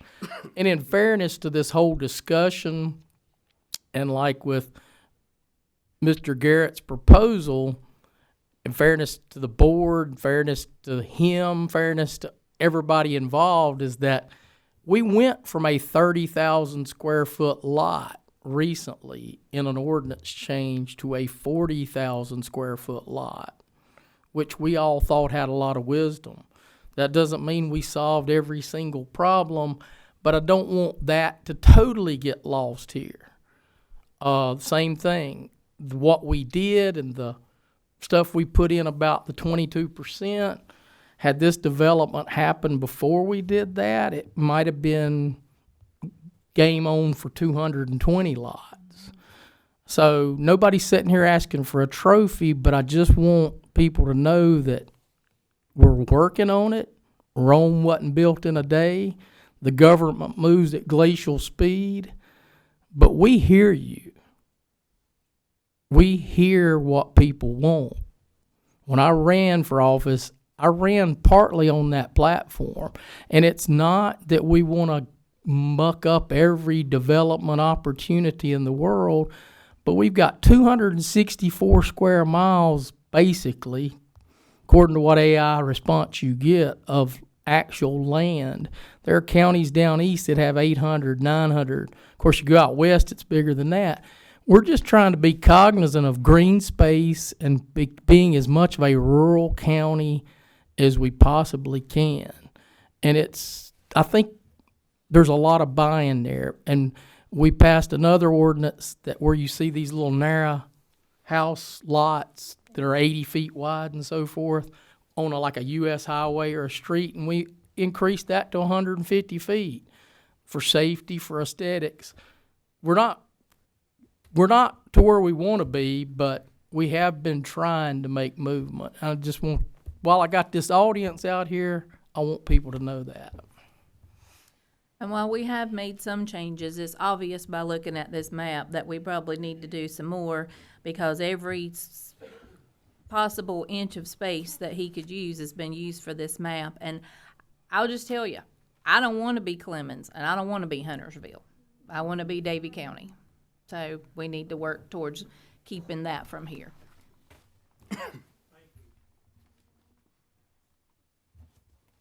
Anyone else have anything? So what is the pleasure of the board regarding the decision on the curb and guttering? Anyone? Madam Chair, we've heard a lot tonight, valid concerns here. We've got, opposite ends of the spectrum. We've got the developer wanting to do 161 lots. We've got the community who, majority of them say, they're okay with development, but most of them would want to see it stay a farm, and I hear you. But based on that, I would make a motion to continue this and hope the developer could maybe talk about some other concessions to perhaps reduce the 160 lots. I mean, I don't know what the number is. Probably, there's not a number that's going to appease everyone. But if there is a way to reduce this and everyone get a victory on some level, I think that would be good, prudent for the good of the order. I do think we need to look at these ordinances, because I think we've created something here that we didn't really anticipate. But I would make a motion to continue this to next month. Okay, so we have a motion to defer. Madam Chairman, I would say there's a lot of questions still to be answered. I think that would be a wise decision, and I would second that motion. Anyone else have any discussion in regards to that? Okay, all those in favor of holding it over till next month, or whenever we bring it back up? All those in favor? I'm opposed. So, 4-1. Okay, thank you, Johnny. Thank you. All right, our time has come for commissioner comments. Sorry, guys, I know you've been here for a long time, so we'll, I'm sure, be brief. Richard, commissioner comments? Thank you for coming tonight. See you here next month. Mark? Thanks for coming. We're listening, and we appreciate. I like to say every month it's y'all. It's the citizens of Davie County that make this a great place to live, and thank y'all for all y'all do to make it a great place to live. Commissioner Reniger? Appreciate y'all coming out. I appreciate the passion, and we're going to keep working on it. That's all I can assure you. But please come back next month. Thank you. Yep. I'd say thanks for everybody coming out. Appreciate the input, appreciate the passion, appreciate your true love of what Davie County is, and hopefully we'll see people more and more at these meetings. Thank you. I also would like to thank all of you for coming, and thank you for speaking, especially Hayden, the young man. It's really awesome to see someone so young stand up and share their opinion with the board. I hope you continue to do that. I love that. So I always choose a word for myself every year, and I might do a word every month this year, but January, my word is value. And I hope to use that word in every aspect, including my role as county commissioner, and I want you all to know that I do value our citizens and your opinions. Our citizens are our greatest assets, and I would love to see a room full every month, because the more you're here, the more you learn. But I just appreciate you all being here, and I hope that you all have a blessed week. And we are going into closed session, so I need to read a little paragraph here.